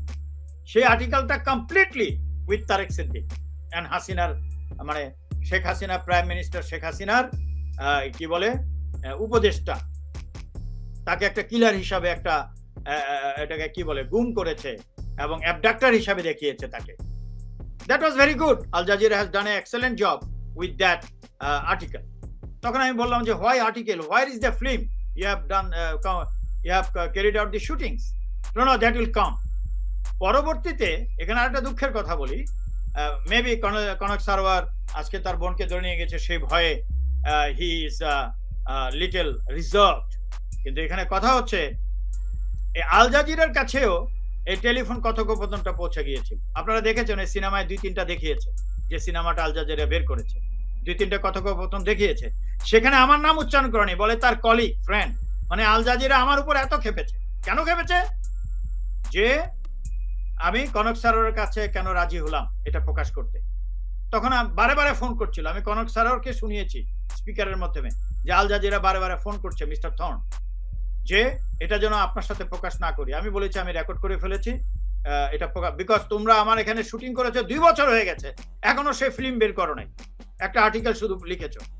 অতএব দেশ ধ্বংস হয়ে যাচ্ছে, এগুলো তো প্রকাশ পেতে হবে। It is my country, I cannot delay the way you are dealing. যে প্রকাশ হতে হয়েছে কি, আল জাজিরা খেপে গেল আমার উপর। তখন আর ফিল্ম বের করলো না তারা। ওই ফার্স্ট যে ফিল্মটা হয়েছে, ওটা 90% হলো আমার কন্ট্রিবিউশন। সেই আমি নাই, আমার নামও নেই। সেখানে 2-1 বাটপার আসছে, এক বাঙালি ইউরোপে আছে, হেভি কথাবার্তা, but he doesn't know anything about it. তো আমার প্রশ্ন হচ্ছে, এটা করার পরে I got annoyed with Al Jazeera, যে I am going to do something, give statement in the media. No, Mr. Khan, within 7 days we are bringing out the second movie and we are sending the people to you for another shooting. তারপরে আবার আরেকটা shooting করেছে, 2-3 বছর আগে যেটা করছে ওটা তো আছেই, আবার শুটিং করলো আমার বাসায়, বললো 1 সপ্তাহ পরে করবে, তারপরে বললো 1 মাস পরে করছি, আজকে 1 বছর হয়ে গেছে। দুঃখজনক হলো, কনক সারোয়ারের বোনকে যখন ধরে নিয়ে গেছে, সাথে সাথে আমি ফার্স্ট দিয়েছি দুঃখজনক, কনক সারোয়ার আমার সাথে কথা বলেছে বলে তার এই অবস্থা। কেন সে তো আমেরিকার থেকে 2016 থেকে কথা বলছে, তখন তোর বোন সম্পত্তির উপরে আক্রমণ করেনি। আমার মুখ বন্ধ করার জন্য কনক সারোয়ারের বোনকে ধরে নিয়ে গেছে, এটা খুব দুঃখজনক। আমি আশা করি বের হয়ে আসবে। কিন্তু শুধু একটা বোন কি দিয়ে হয়েছে? হাজার হাজার লক্ষ লক্ষ মানুষকে গায়েব করে দিচ্ছে। তার মানে কি আমরা চুপ করে বসে থাকবো? মাদার অফ মাফিয়া কি চলতেই থাকবে? মাদার অফ মাফিয়ার আমেরিকা ভিজিটের পরে আমেরিকার সব মিডিয়াগুলো মনে হচ্ছে সব চুপ হয়ে গেছে। কেন? আল্লাহ জানে আর তারা জানে। কম্প্রোমাইজ তো আমার সাথে করতে চেয়েছে, তারেক সিদ্দিক লোক লাগিয়েছে, সেনাপ্রধানকে লাগিয়েছে, আমি কি হয়েছে কম্প্রোমাইজ? আর এই যে ডয়চে ভেলে যে বললো যে সব মিথ্যা কথা, যে শহীদকে ম্যানেজ করার জন্য, এতে কি বোঝা যায়? সে প্রথম দিকে বলল আমি তাকে ফোন করি নাই, তারপর বললো ম্যানেজ করার জন্য শান্তি বাহিনী, মানে শেখ হাসিনা কাঁপতেছে, তারেক সিদ্দিক কাঁপতেছে, আমি কাঁপতেছি। তো শহীদ খান একদিকে শক্তিশালী, আর একদিকে হলো পুরা সরকারি গোষ্ঠী, সে মাফিয়া গোষ্ঠী। অতএব তাকে যদি ম্যানেজ করা যায়, চিন্তা করে দেখুন, যে বলে ম্যানেজ করা যায়, তা আমি যদি সেদে তাকে ফোন করি তো ম্যানেজ হয়ে গেছে, আবার ম্যানেজ করার জন্য চেষ্টা করবে কেন? মানে মিথ্যাটা যে সেই বলেছে এটা তো প্রমাণিত, আমাকে ম্যানেজ করার জন্য সে ফোন করবে। সো এই যে লিগ্যাল নোটিশ গুলো আপনারা দেখাচ্ছেন, 3টা লিগ্যাল নোটিশ পাঠিয়েছি, শেখ হাসিনাকে চিঠি দিয়েছি, তারা কোনো ব্যবস্থা নেন। তো আমি যেটা বলছি, গো ব্যাক টু দ্যাট। তারপরে যখন তার কনেক্ট সার্ভার আমাকে, আমি বললাম আপনার বোনকে যেটা নিয়ে গেল, I want to do it, I want to show my feelings, let us do a talk show. He did not do it. সে অন্য জায়গায় কি বকর চক্কর কি এদের সাথে করেছে। দুঃখজনক হলো যেই আল জাজিরা আমার বিরুদ্ধে গেছে, বিশেষ করে অন্য দুইজন, আল জাজিরাকে বলবো না, Al Jazeera is fine, other two guys, one is English and other is Bengali, সে আমার সাথে কথা না বলে তাদের কাছে গেছে, কথা বলেছে। আমি তো কনক স্যারকে বলবো, আমি দুঃখ পেয়েছি, আমি জাতিকে বলে দিচ্ছি এটা, কেননা তারা রাগ হয়েছে আপনার সাথে আমি রাজি হয়েছি বলে ফোন আলাপ ফাঁস করতে, সেজন্য তারা মনক্ষুণ্ণ হয়েছে আপনি আমার সাথে প্রোগ্রাম না করে তাদের সাথে যোগাযোগ করেছেন। এটা ভালো চরিত্রের নিদর্শন নয়। তারপরে এই যে ডয়েচেবেলি হওয়ার পরে আপনি আমাকে ফোন করলেন, এই কনক স্যারও আমাকে বললো যে আপনি 7 দিনের নোটিশ দিয়ে দেন। আমি 7 দিনের নোটিশ দিলে তো জিনিসটা পচে যাবে, এটা কি উদ্দেশ্য? তার তো উচিত ছিল, এই ফোন আলাপ ফাঁস করেছে সেই প্রথম, আজকে আপনার সাথে করার কথা না, তারই প্রথম করার কথা। He did not do it.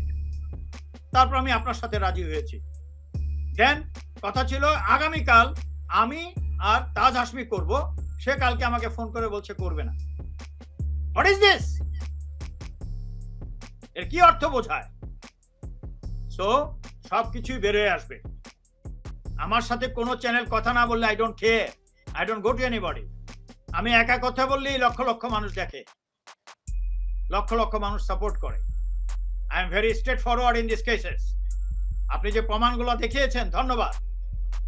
আর এই যে আল জাজিরা বিশ্বাস করি একদিন না একদিন সেকেন্ড ফিল্মটা বের করবে, কেননা আল জাজিরা হঠাৎ করে আমার যে সম্পূর্ণ কাজকর্ম ছিল বা তাদের যে আর্টিকেলটা আসছিল তারেক সিদ্দিককে নিয়ে, হঠাৎ করে Tarek Siddique out, Aziz in. Aziz in হবে কেন? আজিজের মতো এগুলো তো চুনাপটিয়ে, এই যে আজকে যে তারা দেখাচ্ছে আজিজকে নিয়ে ব্যস্ত রাখছে, যাতে শফিউদ্দিনকে নিয়ে আমরা কথা না বলি আর পরবর্তী ইলেকশন নিয়ে কথা না বলি। আরে আজিজ যে হাজার হাজার কোটি টাকা যদি নিয়ে থাকে, তারেক সিদ্দিক, হাসিনা, তার বোন রেহানা হাজার লক্ষ লক্ষ কোটি টাকা বের করে নিয়ে গেছে, ওগুলো কাভার দেওয়ার জন্য এগুলো করছে, আর মহিউদ্দিন সেটা হেল্প করছে। আর এদিকে আমেরিকা সব চুপ হয়ে গেছে, স্পেশালি তারা। আর হাসিনাকে আমি কনক সারোয়ারের চ্যানেলে মাদার অফ মাফিয়া বলেছি, সেই কনক সারোয়ার কি করে বলে আমার বোনকে ধরে নিয়ে গেছে, আমি বিশ্বাস করি মাননীয় প্রধানমন্ত্রী সৎ, তিনিই বলেছেন তিনি সৎ, বাকি সব খারাপ। তো অতএব আমি বিশ্বাস করি আমার বোনের প্রতি জাস্টিস করা হবে। এটা কি ধরনের কথা? আপনার বোনকে ধরে নিয়ে যাওয়ার পরে ইন্টারন্যাশনাল মিডিয়া মোটামুটি আপনার জন্য সহানুভূতি দেখিয়েছে, আর আপনি সেই প্রধানমন্ত্রীকে, যেখানে ইন্টারন্যাশনাল মিডিয়া বলেছে যে সে হলো প্রেডেটর, ফ্রিডম অফ প্রেসের প্রেডেটর শেখ হাসিনা, আর আপনি যে ইন্টারন্যাশনাল মিডিয়া শেখ হাসিনাকে প্রেডেটর বলেছে, তাকে আপনি মাননীয় প্রধানমন্ত্রী এবং সবচেয়ে ভালো বলছেন। তাহলে সাংবাদিক সংস্থারা কি মনে করবে যারা আপনাকে সাপোর্ট করছিল? Let us be logical. So আমার কথা হচ্ছে যে তারেক সিদ্দিক হঠাৎ করে তারেক সিদ্দিককে নিয়ে আর কথা বলছে না। বাঙালিটা আমাকে বলেছিল, সে বাঙালি সাংবাদিক, আমি নাম বলছি না, ইউরোপেই আছে, তাকে নিয়ে হেভি কথাবার্তা চলে, মনে করে হেভি চ্যাম্পিয়ন, ফালতু থার্ড ক্লাস। এরা আমার প্রথম একটা প্রোগ্রাম করে সরকারকে অ্যাট্রাক্ট করেছে, তারপর আর ফলো আপ নাই। সেই আমাকে বলেছিল আজ থেকে 2.5 বছর আগে যে তারেক সিদ্দিকের কোটি কোটি টাকা, শত শত কোটি টাকার, এগুলো সব আমার কাছে আছে, জানেন তো, এভিডেন্স আছে, শত শত কোটি টাকার কি বলে ওটাকে, what that we call corruption আছে আমার কাছে, প্রমাণ আছে। তাহলে আপনি প্রকাশ করছেন না কেন? করব, আজকে 2.5 বছর হয়ে গেছে, করেনি।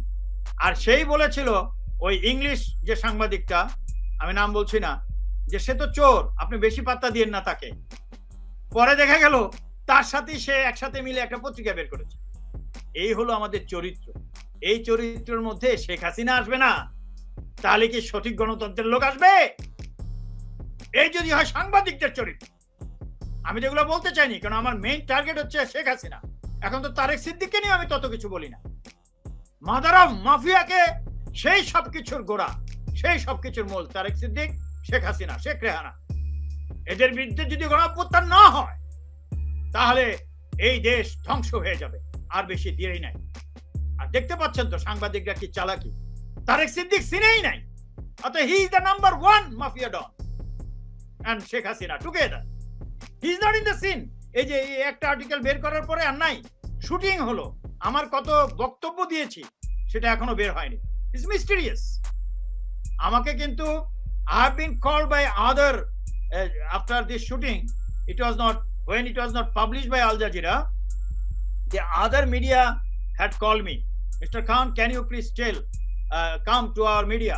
I said, no, sorry. Let's see what Al Jazeera does. If they do not really publish it, then I will come to your media and expose it. Because this is not Shahid Khan's interest. It's the interest of the country. The Bangladesh who is being destroyed by the mafia. So এটা আমার বিষয় না। 18 কোটি মানুষের is the question of the life of 18 crore people and that and the country, our beloved country Bangladesh. So if they do not do it, there are other media, there are people. World is very open. So that's my point. আর আজকে যারা আমরা তো মায়া করছি, আমি আমার আত্মীয় স্বজনকে বলে দিয়েছি, তোমরা তোমাদের রক্ষা করবে, এটা আমার দায়িত্ব না। তোমাদেরকে ধরে নিয়ে যাবে, আমি চুপ হয়ে যাব? নো। স্যাক্রিফাইস না করলে যদি আমার ভাইয়ের কি হবে, আমার সন্তানের কি হবে, আমার সম্পদের কি হবে, আমার বাবার কি হবে, আমার মার কি হবে, এইসব যদি চিন্তা করতো তাহলে মুক্তিযুদ্ধরা মুক্তির যুদ্ধে যেত না, দেশও স্বাধীন হতো না। বাটপার শেখ মুজিব স্বাধীন করেনি। যারা কথা বলেন, বঙ্গবন্ধু বলেন, they are being noticed and they have been listed and listed. যারা এখনো হাসিনাকে মাননীয় প্রধানমন্ত্রী বলেন, তাকে মাফিয়া বলতে হবে, মাদার অফ মাফিয়া বলতে হবে। তার পতন না ঘটালে সম্ভব না এই দেশ মুক্ত হওয়া। Thank you. Anything else you? তবে কর্নেল শহীদ, আপনার সাথে স্যারের একটি দীর্ঘদিনের সম্পর্ক, এবং আমরা চাই এই সম্পর্কে যেন ফাটল না আসে, এবং যদি কোনো ভুল বোঝাবুঝি হয়ে থাকে সেটি অবসান ঘটুক, এবং আপনাকে আমরা কনক স্যারের চ্যানেল নিশ্চয়ই খুব শিগগিরই আমরা দেখতে পাবো, এটাই আমরা করি। না, এখন এখানে প্রশ্ন আছে। আমি তো নিজের থেকে বলছি না, আমাকে আমার ভক্তরা লিখছে, স্যার আপনি কি গণক স্যারের সাথে ঝগড়া হয়েছে? এখন তারা মনে করছে আমার সাথে ঝগড়া হয়েছে, উনি কেন কথা বলছেন না? আর উনি তো এখন দেখি প্রধানমন্ত্রীকে প্রশংসা করছে, ওনার চ্যানেলেই তো আপনি মাদার অফ মাফিয়া বলেছেন। এগুলো কি স্যার বুঝতে পারছে না, একটুখানি বুঝান। এতজনের উত্তর দেওয়া সম্ভব না, এই জন্য মিডিয়াতে বলেছে। It's nothing of mind. Kanak স্যারের কালকে বললে কালকেও কথা বলবো, সেটা বিষয় না। কিন্তু কনক স্যারের বোঝা উচিত, আমার সাথে কথা বলার আগে তার সাবস্ক্রাইবার ছিল 25,000 30,000। আমার সাথে কথা বলার পরে কয়েকদিনের পরেই তো সে উদ্বোধন করলো যে শহীদ ভাই আমার 1 লক্ষ হয়েছে, আমি কনগ্রেচুলেট করলাম। তারপরে এখন 3 লক্ষ 4 লক্ষ কার মাধ্যমে হয়েছে? জনগণের পক্ষে কথা বলেছি, জনগণ পছন্দ করেছে, তাই হয়েছে। তো উনি আজকে পিছপা হবেন কেন? জনগণ প্রশ্ন করছে, আমি জনগণের উত্তর দিচ্ছি। Nothing is of my personal. আমার পার্সোনাল কিছু নাই। পার্সোনাল যদি হতো আজকে আমাকে দেখতেন সিনিয়র মন্ত্রী, হাজার হাজার কোটি টাকার মালিক। আমি এখানে বনবাসে থাকতাম না। বনবাস না, আপনি তো আপনি ইউটিউব চ্যানেল, আপনি ব্যক্তিগত একটা ইউটিউব খুলে করতে পারতেন। অনেক টাকা যদি আপনি ইনকাম করতে চেতেন, আপনি ব্যক্তিগত ইউটিউব চ্যানেল করেই সেটা করতে পারতেন, যদি কোনো ইন্টেনশন। সেটা বাংলাদেশে ব্লগ, আর আমি মনিটাইজেশন করি না, এই জন্য জনগণের কথা বলে আমি অর্থ উপার্জন করতে পারি না। এটা আপনারা পারেন, কারণ আপনাদের চালাতে হয় channel. You are from media, I am not for media. আমি গণ অভ্যুত্থানের ঘোষক, Sheikh Hasina mother of mafia এটার ঘোষক। দেশ দ্বিতীয় তৃতীয়বারের মতো, তৃতীয়বার কেন, তবে এই মাদার অফ মাফিয়া ডায়লগটা কিন্তু আপনার কনক স্যারের থেকেই এসেছিল। তো সেজন্য আমরা আশা করব যে আপনাদের কোনো সমস্যা থাকলে সেটা আপনারা নিজেদের মধ্যে আলাপ করে সমাধান করে নেবেন, এটাই আমরা প্রত্যাশা করি। স্যারের চ্যানেল থেকে এসেছিল, তার থেকে এসেছিল, it is me who has taken. তো আমি তো সেটাই বলছি, তার চ্যানেল থেকে এটা বলা হয়েছে, সেই চ্যানেল পিছিয়ে যাবে কেন? জনগণ জিজ্ঞেস করছে আমাকে, আমি সেজন্য উত্তর দিচ্ছি। আমি পার্সোনাল কিছুই বলছি না। জনগণকে হাজার হাজার ট্যাক্স মেসেজের উত্তর আমি দিতে পারি না, এই জন্য আমি মিডিয়াতে বলে দিলাম, আমাকে ভুল বুঝবেন না। I am always a fighter. আমাকে কেনা যাবে না। কেনা গেলে 2004-এও চাকরি যায় না, 2009 দেশ ছেড়ে আসি না। এবং এই যে গত 1-1.5 বছর ধরে মানুষ চেষ্টা করছে আমার সাথে কম্প্রোমাইজ করতে, আই হ্যাভ নট ডান ইট, কিন্তু আমাকে ব্যবহার করে অনেকে ফুলে ফেপে উঠেছে দেশে বিদেশে। তাতে তারপর লাভ একটু হবে। অন্য প্রসঙ্গে যেতে চাই আমি। Nothing goes unpaid. জি 2011 সালে আপনার সিতারা সালেহা ফাউন্ডেশন থেকে আজিজ আহমেদের ভাই হাসান ওরফে হারিস, যাকে আমরা আল জাজিরা ডকুমেন্টারি দেখেছিলাম, তার মেয়েকে আপনি লেখাপড়া চালিয়ে করেছিলেন। পরবর্তীতে দেখা যায় সেই মেয়েকে ধুমধাম করে আজিজ আহমেদ বিদেন এবং তাদের আঙ্গুল ফুলে গাছ হতে দেখা যায়। তো আমরা ছবিতে দেখতে পাই যে বিয়ের অনুষ্ঠানের ছবিটি, এবং এই বিয়ের অনুষ্ঠানের আগের যে ছবিটি হচ্ছে যে আপনার ফাউন্ডেশনে গিয়ে তারা টাকা নিয়েছিল। এই যে ছবিটি দেখা যাচ্ছে যেটা আপনার ফাউন্ডেশনের ভিতরেই তোলা ছবি, সেখানে তারা আর্থিক সহায়তার জন্য গিয়েছিল। তো তখনকার প্রেক্ষাপট আর এর পরবর্তীতে এখনকার প্রেক্ষাপট সম্পূর্ণ ভিন্ন, এবং তাদের এখন আঙ্গুল ফুলে কলা গাছ এবং অনেক অর্থবিত্তের তারা মালিক।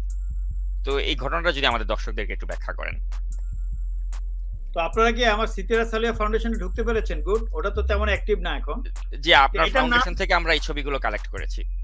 হ্যাঁ, আমি আমার যে ফাউন্ডেশন ছিল প্রচ্ছায়া লিমিটেড, প্রচ্ছায়া ফাউন্ডেশন, দুইটাই প্রচ্ছায়ার নামে ছিল। এগুলো রাষ্ট্র কর্তৃক রেজিস্টার্ড রাষ্ট্রীয় সংস্থা বলতে পারে। তো তখন আমরা যে ফাউন্ডেশন থেকে যে সাহায্য করতাম, you do not know, crore crore টাকা করেছি, সেটা কিন্তু ট্যাক্স দেওয়া টাকা। এই না যে সাহায্য করে ট্যাক্স ফাঁকি দিব, নো, ট্যাক্স দেওয়া টাকার থেকে আমরা ফাউন্ডেশনের টাকা শিফট করতাম। সারা দেশে অনেক ছাত্র ছাত্রী পড়াতাম।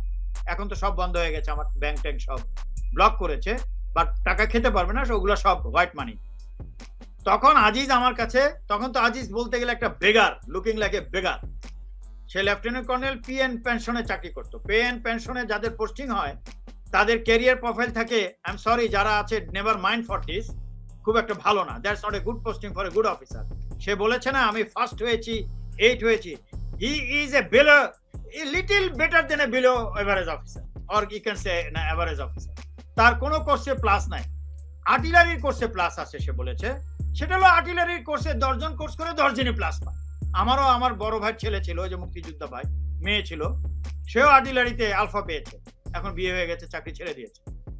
কিন্তু আমাদের আর্মির বেসিক একটা কোর্স আছে, ওপেন কোর্স, সেই কোর্সে আমাদের এভারেজ অফিসাররা প্লাস পায়, সে পায়নি। আর সে বলেছে কমান্ড করেছে, তার যে first command as a battalion commander, আপনার মনে হয় 30 ফিল্ড আর্টিলারি ঘাটালে ছিল, প্রথম lieutenant colonel, he is the failure. তার তো অ্যারেস্ট হওয়ার কথা, কেননা অ্যামুনিশন বিক্রি হয়ে গেছে, অ্যামুনিশন পাওয়া যায় না, 4400 অ্যামুনিশন। অ্যামুনিশন মানে গুলি, রাইফেলের গুলি, এসএমজির গুলি।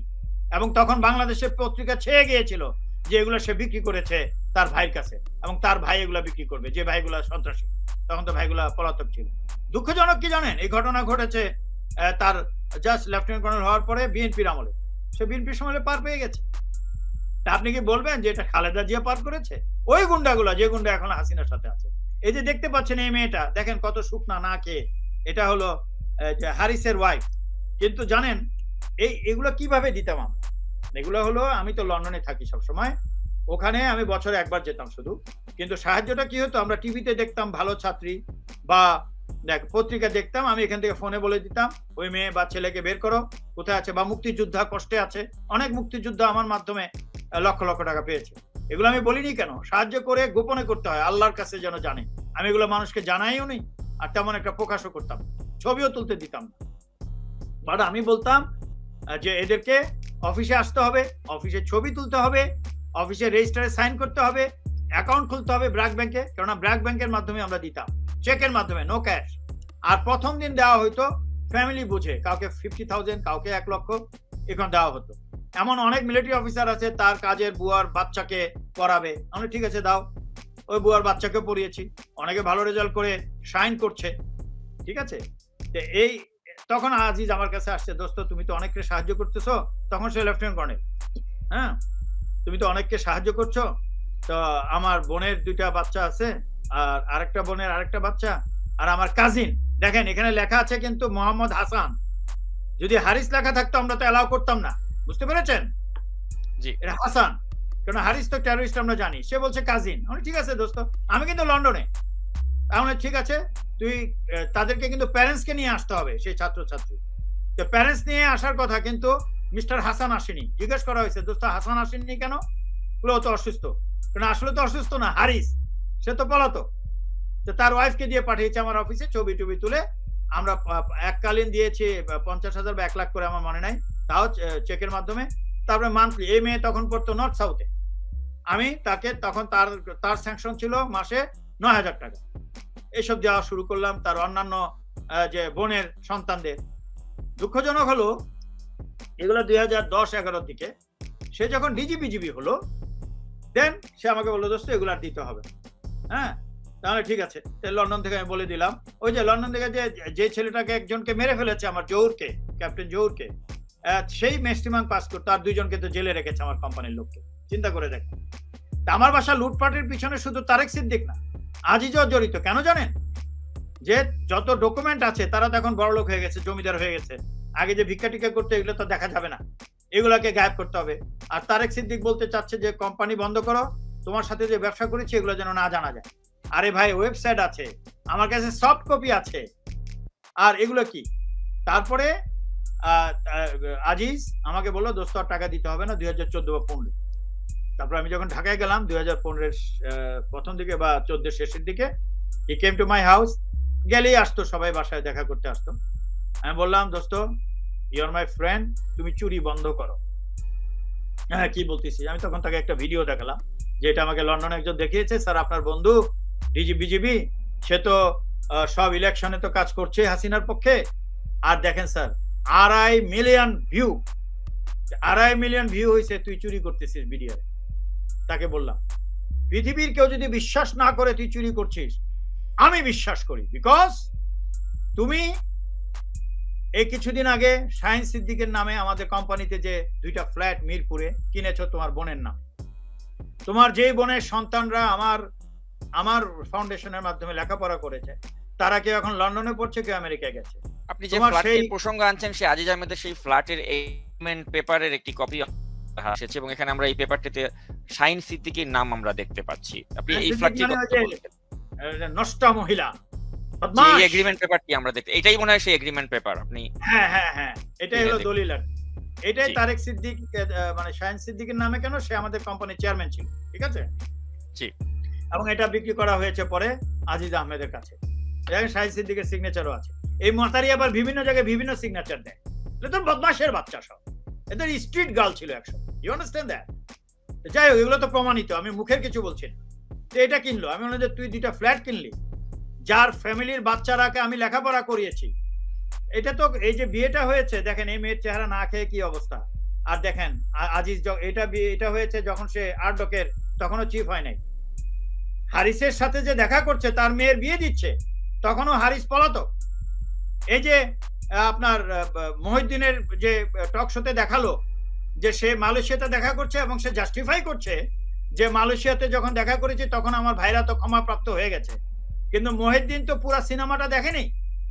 ওখানে তো আছে যে সে 2015তেই এবং তার পরবর্তীতে, এবং কি মেজর জেনারেল থাকতে, সেনাপ্রধান হওয়ার পর না, আরো 4-5 বছর 6 বছর আগের থেকেই হাঙ্গেরিতে দেখা করতে যেত ইসের সাথে।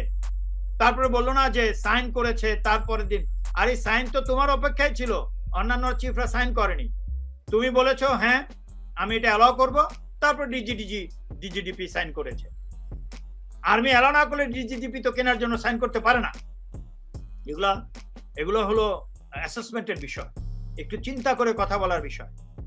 আর মহিউদ্দিন যে কথাগুলো দেখিয়েছে, তাকে গ্লোরিফাই করতে। চলুন তাহলে এই পর্যায়ে আমরা খালেদ মহিউদ্দিনের সেই ডয়েচে ভেলের যে অনুষ্ঠানটি, সেটি নিয়ে আমরা কিছু আলোচনা করি। তো তিনি যেভাবে উপস্থাপন করেছেন জেনারেল আজিজকে, অনেকে বলছে যে এটা হয়তো আজিজকে সে একটা ক্লিন চিট দেওয়ার চেষ্টা করেছে, বা হয়তো একটি ফরমাইশি একটি সাক্ষাৎকার ছিল, বা হয়তো একটি সেট আপ ছিল, আগে থেকে হয়তো প্রশ্নপত্র তিনি পাঠিয়ে দিয়েছিলেন জেনারেল আজিজকে, এরকম অভিযোগও অনেকে করছে।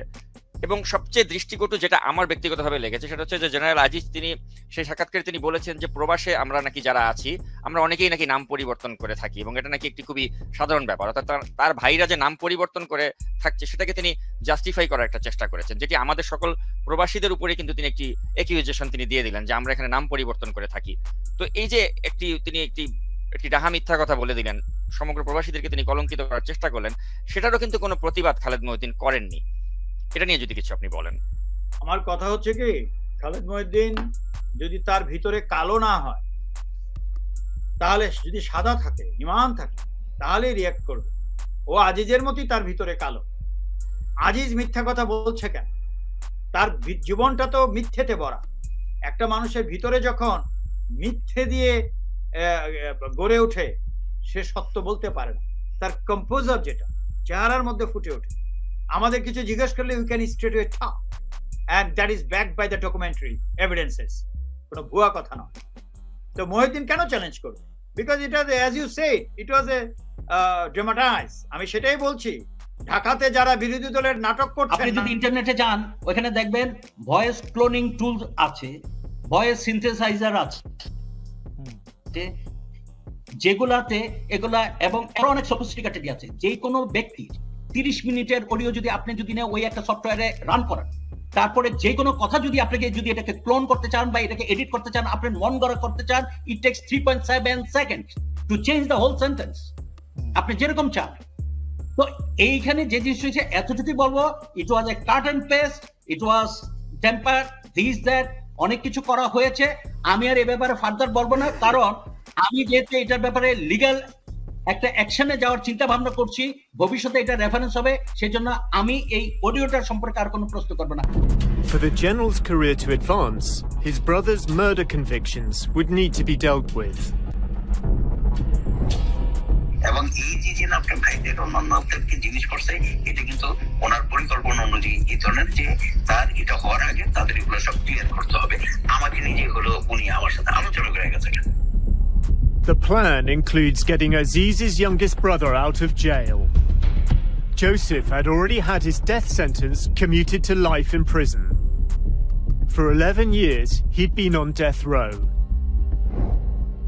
আর ভাইরে কিন্তু চলে যেতে পারতো না, এমন না যে অন্য পার্টি থেকে হলো তাদেরকে তখন বলে নাই এই চলে আসো, কিন্তু ওরা তো বেইমানি করে নাই, ওরা তো রাজি হয়নি কখনো। ওই রক্ত নাই, ওই রক্ত নাই গুলো বেইমানি করে। In 2018, on the advice of the Prime Minister, Joseph is granted a presidential pardon. তো উনি বলার চেষ্টা করলো যে ট্যাম্পার্ড করা হয়েছে অডিওটি। তো আমি জানতে চাই যে ফরেনসিক রিপোর্ট ছাড়া কি এই অডিও একটি আন্তর্জাতিক গণমাধ্যমে প্রকাশ করা সম্ভব? এটা যদি একটু। সবচেয়ে বড় কথা, ফরেনসিক রিপোর্ট থাকবে কেন? মহিউদ্দিন আজিজের অন্যান্য বক্তব্যের ভাষা শুনতে পারেনি? তার তো অনেক ভিডিও আছে চ্যানেলে, আই মিন ইন্টারনেটে আছে না, অনেক, এই বিষয়ে না শুধু, আরো আছে। তো অতএব টেলিফোনের কথা আর তার ভয়েস যেটা আছে অন্যান্য ভিডিওতে, যেটা সরকারি হিসাবে চিফ হিসাবে বক্তব্য দিয়েছে, ওগুলো শুনলেই তো হয়। ফরেনসিক লাগবে কেন? তবুও ফরেনসিক করা হয়েছে, ফরেনসিক রিপোর্ট আছে, আল জাজিরাও করেছে, দিস আর দেয়ার। আর আপনি খেয়াল করেছেন, এখানে কিন্তু আল জাজিরা এমন খেপেছে আমার উপরে, যেহেতু আমি কনক স্যারের সাথে কেন রাজি হলাম ওটা প্রকাশ করতে, মানে টেলিফোন ফাস্ট করতে। এখানে আমার নামই উচ্চারণ করেনি কার সাথে কথা বলেছে, with a colleague, you understand? এখানে প্রশ্ন হচ্ছে যে মহিউদ্দিন যে কাজটা করেছে গর্হিত অপরাধ আমি বলবো, এবং সে বলেছে মামলা করবে। তো মামলা করস না কেন? এটাই তো চাই। ব্রিটিশ অ্যাম্বাসেডরকে, আই মিন হাই কমিশনারকে বাংলাদেশে জিজ্ঞেস করেছিল সাংবাদিকরা যে লন্ডনে বসে যে এত কথাবার্তা বলছে তাদের বিরুদ্ধে আপনারা অ্যাকশন নিচ্ছেন না কেন, মানে আমাকে মিন করেছে। তখন ব্রিটিশ হাই কমিশনার বলেছে, এটা বেশি 1 মাস আগের কথা, আমি বাংলাদেশের টিভিতে শুনেছি, যে আমরা এটা পারি না, এটা কোর্ট থেকে করতে হবে। তা আমি বলবো মাদার অফ মাফিয়া তারেক সিদ্দিককে কেস করো, এখানে তোমরা করবা না জানি, বাট আমি করছি। কেস করে আমাকে ধরে নিয়ে যাও না, এই সিস্টেম আছে তো। আমি যদি তোমাদের প্রজেক্টে দুর্নীতি করি, কেস করো। মিথ্যা সিদ্ধা কেন ছাপাও? মিথ্যা সিদ্ধা বলে তো লাভ নেই। তোমাদের হাজার হাজার কোটি টাকা, লক্ষ লক্ষ কোটি টাকা কভার করবে মিথ্যা বলে? আমি তো আছি ওয়েস্টার্ন কান্ট্রিতে আছি, আমি তো হাঙ্গেরিতে নাই বা অন্যান্য দেশে নাই, যেখানে এখানে কেস করো, মামলা করো। করেছো তো, অনেক চেষ্টা করেছো, প্রধানমন্ত্রী লেভেল পর্যন্ত চেষ্টা করেছো, লাভ কি? বিকজ দে নো একটা লোক ক্রিমিনাল হলে সারা জীবন ক্রিমিনাল অ্যাক্টিভিটিস করে। এখানেও করার কথা। আমি 10 বছর প্লাস এখানে আছি, আমার সারা জীবনে কোনো ক্রিমিনাল এভিডেন্স তো দূরের কথা, মাইনর অফেন্স আছে কিনা বের করো না। এই জন্য মহিউদ্দিনকে আমি বলছি, without starting the matter you have allowed him to glorify himself. সে বলছে ভবিষ্যতে মামলা করব, কি বলে কেটে দিল? মামলা তো হয়নি এখনো, এটা তো সাবজুডিস এখনো হয়নি।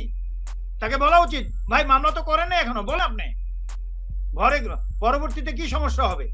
ফরেন্সিক আবার হবে, আবার ডকুমেন্ট আসবে, কথা বললে আপনার সমস্যা কি? এগুলো চোর বাটপাররা কাভার দেওয়ার জন্য ওকে এই ধান্দাটা করেছে। আর একটা কথা, মহিউদ্দিনকেও এটা জবাব দিতে হবে একদিন। এটা তো একটা ক্রাইম যে লক্ষ লক্ষ লোক গেছে বাংলাদেশের বাইরে, তারাও নকল করে গেছে। অর্থাৎ এক নম্বর হলো এখানে চ্যালেঞ্জ করা উচিত ছিল যে আপনি স্বীকার করলেন যে আপনার ভাইরা বেআইনি ভাবে লিখেছে, ওই যে ব্রিগেডিয়ার টিগিডিয়ারদের দেখালো যে আল জাজিরাতে যে সাহায্য করেছে এসব আইডি টাইডি করতে। তার মানে সে আজই স্বীকার করে নিল এই চোরটা যে আমার ভাইরা গেছে, তো অন্যরাও তো যায়। যেভাবে শেখ হাসিনা বলে না যে খালেদা জিয়া ওইটা করছে তো আমিও করতেছি, তো তারেক জিয়া এটা করতেছে তো আমিও করতেছি। আর সাধারণ মানুষ ভুয়া, সাধারণ মানুষ এগুলো শুনতেই থাকবে। তাই আমি বলবো সাধারণ মানুষকে এসব গল্পের দিন চলে গেছে, গণ অভ্যুত্থান, and that will take place ইনশাআল্লাহ। এই মাফিয়া ওই অনুষ্ঠানে আমরা আজিজ আহমেদকে তার একাডেমিক রেজাল্ট নিয়েও বেশ গর্ব করতে দেখলাম, কিন্তু তিনি যে বাংলায় বা ইংরেজিতে কথা বলেন, তার ওই ইংরেজি বা বাংলা বলার যে পারদর্শিতা, সেটাও কিন্তু প্রশ্নের মুখোমুখি। একজন সেনাপ্রধান যেভাবে ফ্লুয়েন্টলি ইংরেজিতে কথা বলা দরকার বা বাংলায় যত সুন্দর করে গুছিয়ে কথা বলা দরকার, সেটা কিন্তু ওনার কাছ থেকে আমরা পাই না। তো এ থেকে অনেকেই প্রশ্ন করে থাকে যে আসলে কি ওনার একাডেমিক রেজাল্ট নিয়ে উনি গর্ব করার মতো আছে? আপনি তো কোর্স মেট ছিলেন ওনার, তো সে আলোকে যদি একটু এটা আমাদের ব্যাখ্যা করেন। I am telling you something now very special. সে কিন্তু 1980 সনে, এটা মিডিয়াতে আছে, কিন্তু 1980 সনে সে ছিল ছাত্র দলের আহ্বায়ক। একদম তার সাইন করা চিঠি আছে একটা ইন্টারনেটে, ছাত্র দলের আহ্বায়ক। চিন্তা করে দেখুন, তখনকার আমলে সে আর্মিতে ঢুকেছে। সে কিন্তু বৃদ্ধ, বললো না 60 ঊর্ধ্ব, আমাদের তো 60 ঊর্ধ্ব না। সে আমাদের সাথে যোগদান করার কথা না, আরো 3-4টা কোর্স আগে করার কথা। হয়তো চেষ্টা করছে পলিটিক্যালি, তখন পারে নাই, যেহেতু সে তো ইন্টারমিডিয়েট পাস না। সে হলো টেক্সটাইল ইঞ্জিনিয়ারিং এর ডিপ্লোমা টাইপ। তো সেই সিস্টেমটা তখন ছিল না, এগুলো বের হয়ে যাবে। তার ছেলেকে যে আর্মিতে ঢুকিয়েছে, এটাও 2 নম্বরই সেই স্বীকার করেছে, যোগ্য হয় নাই, তারপরে বলে টলে ঢুকিয়েছে। যে ছেলেটা এখন আর্মিতে আছে, সেম সেও ঢুকেছে সেইভাবে। তখন সে ঢাকার নেতা ছিল, তো ঢুকেছে। এখন দেখেন, একদিন দেখি আমার বাসায় বসে 2015 বা 16-তে কথা বলছে, হ্যাঁ দোস্ত তুই আসিস, এসে দেখা করিস। তখন হলো ও ডিজিবিজিবি। আমি তুই কাকে তুই করে কথা বলি? রংপুরের জিওসি। রংপুরের জিওসি তো সিসলং করছে, আমাদের সিনিয়র সাব্বির, যে পরে সিজিএস হয়েছে। এই সাব্বিরকে বলে দিই, ওই যে আপনারা জনতা টাওয়ারের কেস মনে আছে, জিয়ার নাম কি যেন, এরশাদের জনতা টাওয়ার, হ্যাঁ সেটার একটা আসামি কিন্তু এই ক্যাপ্টেন ছিল তখন, সে এডিসি ছিল এরশাদের। সেও লেফটেন্যান্ট জেনারেল হয়ে রিটায়ার করেছে। এ হলো হাসিনা। তা আমি তুই তাকে তুই বলছিস কেন? দোস্ত আমার ক্লাসমেট, সো ইউ আন্ডারস্ট্যান্ড কত সিনিয়র। তখন আমার মনে হলো বিএমএ তে আমরা যে বিএমএ ট্রেনিং করি, আপনার যদি একটা লোকের সাথে খাতির থাকে তাহলে কিন্তু আপনি সেফ। আপনি সময় পাবেন লেখাপড়া করার, খাওয়া দাওয়া, ঘুমানোর। আমরা খেতে বসছি, উঠে দিত, দিয়ে ড্রেনে স্ট্রেটওয়ে, আবার সকালে ক্লাসে। লেখাপড়ার সুযোগও থাকতো না। তার এত সুযোগ পেয়েও, তার মানে তার ক্লোজ ফ্রেন্ড ছিল বিএমএ তে ক্যাডেট হিসেবে, এন্ড হেল্পড হিম। তারপরে তার পজিশন আমাদের কোর্সে 24-25 সামথিং লাইক। আর আমাদের কোর্সে সে বলল মাহফুজ এবং নাজিমউদ্দিন। আরে তাকে তো মাহফুজ আর নাজিমউদ্দিনের ব্যাপার না, তাকে আরো অনেক আগের থেকে তারেক সিদ্দিক আর হাসিনা রেডি করে নিয়ে আসতেছে। ফার্স্ট লং থেকে শুরু করে কাটতে কাটতে তারে নিয়ে আসছে। তার কোনো কোয়ালিফিকেশনের বিষয় না। দেখেন না, খালি ইয়া টেকা বলে। আমি তাকে বলতাম, তুই তুই জেনারেল হয়েছিস, একটু ইয়া টেকাটা বাদ দে না, পেটটা কমা, you should look like an officer. তো আমার প্রশ্ন হচ্ছে, তার কোয়ালিফিকেশন হচ্ছে তার ভাইকে প্রত্যেক সরকারের আমলে গুন্ডারা ব্যবহার করেছে, দ্যাট ওয়াজ দ্য কোয়ালিফিকেশন। যেমন জিয়া ক্রস ফায়ার করতে করতে ব্রিগেডিয়ার হয়েছে, সেও তার ভাইদের পলিটিক্যাল সাহায্য করেছে গুন্ডাদেরকে দিয়ে, চাঁদাবাজি থেকে শুরু করে, এবং দিস ইজ হিজ কোয়ালিফিকেশন। সে বলতেছে আমি অমুকের ব্রিগেড কমান্ডার ছিলাম, অনেকে জিওসি ছিলাম। সে কি বলেছে জীবনে কোথায় ইনস্ট্রাক্টর ছিল কিনা? আর্টিলারির কথা বাদ দেন, বা এসএমআই ইন্টেলিজেন্সের কথা বাদ দেন। আমাদের কমান্ডার হতে হলে তাকে ওই এসআইএনটি যেখানে আমিও ইনস্ট্রাক্টর ছিলাম, বা ডিএস স্টাফ কলেজে চাকরি করতে হবে, বা বিএমএ তে করতে হবে, কোনোটাই নাই। তার কথাবার্তায় তো বোঝা যায় তার কি অফিসার হওয়া উচিত ছিল, না একটা পুলিশের বা ওই ব্রিটিশ আমলে যে পুলিশের জেসিও ছিল না সেরকম। Is just like that. আবার পিএইচডি করছে, বাইরে ভাই কোথায় গেছে পৃথিবীটা। পিএইচডি তো জানেন আপনারা, আমাদের জেনারেল রাস্কেল পিএইচডি করছে, 2-3টা অফিসারকে অ্যাটাচ করে ডিসার্টেশন লেখো, আর ওটা আর্মিরই একটা ইউনিভার্সিটি, ওখান থেকে করছে পাইকারি। এই হলো অবস্থা। পিএইচডি কি এত সোজা নাকি? তো বুদ্ধিজীবীরা আজকে ওনার আমেরিকার ভিসা বাতিল হয়ে গিয়েছে বলে কিছু গণমাধ্যমে প্রকাশ হয়েছে, এবং উনি খালেদ মহিউদ্দিনের শোতে তিনি দাবি করেছেন যে তার আমেরিকার ভিসা আছেন, সেটি তিনি দাবি করেছেন। কিন্তু প্রশ্ন হলো উনি তো বর্তমানে দুবাইতে, উনি দুবাইতে কি করবেন? আপনি কিছু জানেন কি এ ব্যাপারে? খালেদ মহিউদ্দিন এটা তো জিজ্ঞেস করে নাই, how are you in Dubai? দুবাইতে দামি বাড়িতে আছে, এবং সে ডিসেম্বরের ফার্স্ট উইকে রওনা দিয়েছে বাংলাদেশ থেকে, তার ওয়াইফ, সে আর তার ছোট ছেলেটা, ওই যে হেরোইন খেয়ে মেয়েটে নিয়ে যে ধরা পড়লো গাড়ি অ্যাক্সিডেন্ট করে। আচ্ছা, ওটা বলার আগে একটা কথা মনে পড়লো, সে আমাকে টেলিফোন কথোপকথনে আছে, যখন টেলিফোন করেছে, দোস্ত দেখ আমার এই ছোট ছেলেটা কত ইনোসেন্ট, তুই তো দেখছিস এই ছেলের বিরুদ্ধে সবাই লিখতেছে সে ড্রাগ করে, এই সেই। তো ভালো কথা, আমি শুনেছি এটা। তো যারা বলেছে এরা উপকার করেছে, তো ইউ শুড সি আসলে তোর ছেলে কি করছে। কিন্তু যারা বলেছে তাদেরকে ধরে নিয়ে তুই গায়েব করে দিচ্ছিস, জেলে ঢুকাচ্ছিস, পিটাচ্ছিস, এটা তো ঠিক না। এটা তোর উপকার করেছে, আমার কথা শুনেনি। সে যারা বলেছে তাদেরকে দাবানোর চেষ্টা করেছে। হাসিনাদের কাজই তো দাবানো, কিন্তু আল্লাহর প্রকাশনা কোথায় যাবে? শেষ পর্যন্ত সারা বিশ্ব জানতে পারলো তার ছেলে রাত 4টার সময় গাড়িতে করে নারী নিয়ে ড্রাগ খেয়ে যাচ্ছে। আমার কথাটা যদি তখন শুনতো, আজকে সারা বিশ্ব এটা দেখতে পেত না। একইভাবে সে অনেকের চাকরি খেয়েছে, অনেককে পিএনজি করেছে। আমাকে তো পিএনজি 2014-তে করেছে এই তারেক সিদ্দিক, যেহেতু বাংলাদেশে যাচ্ছি না, তার সাথে যোগদান করছি না, তার মাফিয়া কাজে যোগদান করছি না। আকিবিকে দিয়ে করেছে, তারেক সিদ্দিকও তার পিছনে আছে, এরা ট্যাগ দিয়ে চলে। আজকে সে অনেককে চাকরি থেকে আউট করেছে, পিএনজি করেছে। আজকে সে আন্তর্জাতিকভাবে পিএনজি হয়ে গেছে। আজকে তার আশেপাশে কেউ সাহস করে ঘুরে না। আমাদের 1 তারিখে একটা পার্টি ছিল বাংলাদেশে, সে আমেরিকা থেকে ফিরে পার্টিটা করবে, সে পার্টি ক্যান্সেল হয়ে গেছে, কেননা সে যেতে পারেনি। সে দুবাই থেকেও ফিরছে না, সে দুবাইতে আছে। আবার লিখতো আমেরিকার ডাক্তার দেখছে তার ছেলেকে। আবার কি একটা রোগ শুনেছি, সেটা হলো হাড্ডিতে সাইকোলজি। এই কি রোগ আমি জানি না, হাড্ডিতে সাইকোলজি রোগ হয়েছে, সে আছে। আমার প্রশ্ন হচ্ছে, সে আমেরিকা যাওয়ার জন্য রওনা দিয়েছে, যেভাবে বেনজিরকে থামিয়ে দিয়েছে সেভাবে তাকেও আমেরিকা প্লেনে উঠতে দেয়নি। দেন আমার কথা হচ্ছে, মানুষ বলছে সে তো চিঠি পাবে না, সে তো বাংলাদেশে নাই, চিঠি তো আসছে বাংলাদেশে তার ঠিকানায়। আর যে পত্রিকা উঠছে এটাকে মিথ্যা কথা বলবে নাকি? আচ্ছা, ধরে নিলাম সব মিথ্যা, তো তুমি দুবাইতে আছো, you take off from Dubai, go to America, New ইয়র্কে যে একটা 1 মিনিটের ভিডিও করো, জানিয়ে দাও পৃথিবীতে যে আই এম ইন আমেরিকা। সেটা করছো না কেন? মহিউদ্দিনরা কি এই কথা জিজ্ঞেস করেছে? আর সে আছে দুবাইতে, দুবাইতে আছে because he could not go. আর আজকে সারা বিশ্বে পিএনজি, এই না যে আমেরিকার ভিসা, শুধু আমেরিকার ভিসা ক্যান্সেল হওয়া মানে you can say 1/3 of the কান্ট্রির ভিসা তারা যেতে পারবে না। এবং তার আশেপাশে যাকে দেখবে, পার্টিটা ক্যান্সেল হয়েছে কেন? পার্টির লোকরা তার আশেপাশে থাকতে চায় না। তারা আশেপাশে থাকলে তারাও তো জীবনে কোনো ভিসা পাবে না। শুধু আমেরিকা না, ওয়েস্টার্ন কোনো কান্ট্রিতেও ভিসা পাবে না। This is what it is. তুমি মানুষকে পিএনজি করেছো, এখন তুমি ওয়ার্ল্ড পিএনজি হয়ে গেছো। নাথিং। তাহলে এদের সকলের শেষ পরিণতি কি তাহলে মুরাদের মতোই পরিণতি হতে যাচ্ছে এদের সকলের ভাগ্যে? আরে ভাই, মুরাদ ফুরাদ বলো না তো, এইসব বাজে লোকদের নাম নিয়ে এসো না, এইসব ভালো প্রোগ্রাম বলো। Mother of mafia, don't go below this. এদেরকে তারেক সিদ্দিক আর এই যে ওয়ার্ল্ড হয়ে গেল। আমি একটা কথা সবসময় বলেছি, নাথিং গোজ আনপেইড, লাহা মা কাসাবাত আলাইহা মা তাকসাবাত, সূরা বাকারা 286 নম্বর আয়াত। Nothing will go unpaid. এরা বিশ্বাস করে না। যে ছেলের সম্পর্কে বলেছিলাম, সেই ছেলে অ্যাক্সিডেন্ট করেছে, সারা পৃথিবী জেনেছে। আজকে মানুষকে তুমি পিএনজি করেছো, you are world PNG. You are looking like a now, কি বলবো এখন, আমার কিছু ভাষা নাই। He is looking like what. আমি তো আসলে মুচিকেও পছন্দ করি, সম্মান করি, যারা মানুষের মতো। ওকে তো মুচির মতো বলতে চাই না, ও ওর মতোই, গান্ধা আজিজের মতো।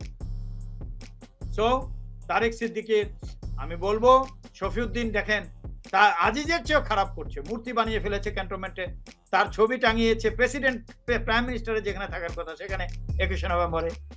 সো গণ অভ্যুত্থান। দেশ যদি বাঁচাতে চান, ইয়াং জেনারেশনকে বলবো, যাদেরকে দেখছেন ঢাকার রাস্তায়, তারা আবার ডিজিএফ, আমি তো সবই শুনি, ডিজিএফ এর থেকে খবর পাই, ডিজিএফআই তে তারা যা বলে যে আমরা যদি একটু সরকারের বিরুদ্ধে না বলি তাহলে তো মানুষ আমাদের পিঠে চামড়া রাখবে না। তো আস্তে আস্তে তারা হাসিনার বিরুদ্ধে বলা শুরু করেছে। বলতে হবে মাদার অফ মাফিয়া, তাহলে বাংলার জনগণ সাপোর্ট করবে তাদেরকে। আমার লাস্ট একটা সাজেশন দিব, যখন গণ অভ্যুত্থান হয় কোনো পলিটিক্যাল পার্টি তখন থাকে না। আমি বিরোধী শক্তিগুলোকে বলবো আপনাদের পার্টির সব নেতা নেত্রীদের ক্যান্সেল করে দেন, ডিস্ট্রিক্ট নেতা নেত্রী, জেনারেল সেক্রেটারি এসব সব ক্যান্সেল করে দেন। কেন্দ্রীয় থেকে সকল বিরোধী দলকে বলছি, কেন্দ্রের থেকে একজন নিয়ন্ত্রণ করুন, একটা মঞ্চ তৈরি করুন। যদি আমার দেশ মুক্তি বিপ্লবের মঞ্চ পছন্দ নয়, আপনারাও একটা মঞ্চ করুন, সে মঞ্চে আমার মঞ্চ যোগদান করবে, আমার মানে আমাদের মঞ্চ যোগদান করবে। কিন্তু আপনারা যে নেতা নেত্রী দিয়ে রেখেছেন ডিস্ট্রিক্ট, উপজেলা, ঢাকাতে, তারা চাঁদাবাজি করছে আওয়ামী লীগের সাথে মিলে, এবং তাদেরকে নিয়ন্ত্রণ করছে সরকার। অতএব জনগণ আর নেতৃত্বের কথা শুনে না, যেহেতু সব নেতা নেত্রী বিক্রি হয়ে গেছে হাসিনার কাছে। আপনারা ভেঙে দিন, কোনো কমিটি নাই, একটাই কমিটি, মঞ্চ, সেই মঞ্চের মাধ্যমে গণ অভ্যুত্থান হবে। 2 দিনের মধ্যে গণ অভ্যুত্থান হয়ে যাবে, আই ক্যান গ্যারান্টি। আপনারা রাজনৈতিক যে প্রসিজিওর, যে বিভিন্ন আপনাদের কমিটি ভেঙে দিন, নো কমিটি, চাঁদাবাজি নো। একটা মঞ্চে একদিকে শেখ হাসিনা, বাকি দিকে সম্পূর্ণ দেশ। সেখানে জামাত হোক, বিএনপি হোক, এমনকি আওয়ামী লীগের ভালো লোক আছে তারা হোক, এমনকি কমিউনিস্ট হোক, লেফটিস্ট হোক, সাধারণ ভোটার হোক, সবাই একদিকে, mother of mafia don Tareq Siddiqui গোষ্ঠীটা একদিকে, তাহলেই গণ অভ্যুত্থান হবে।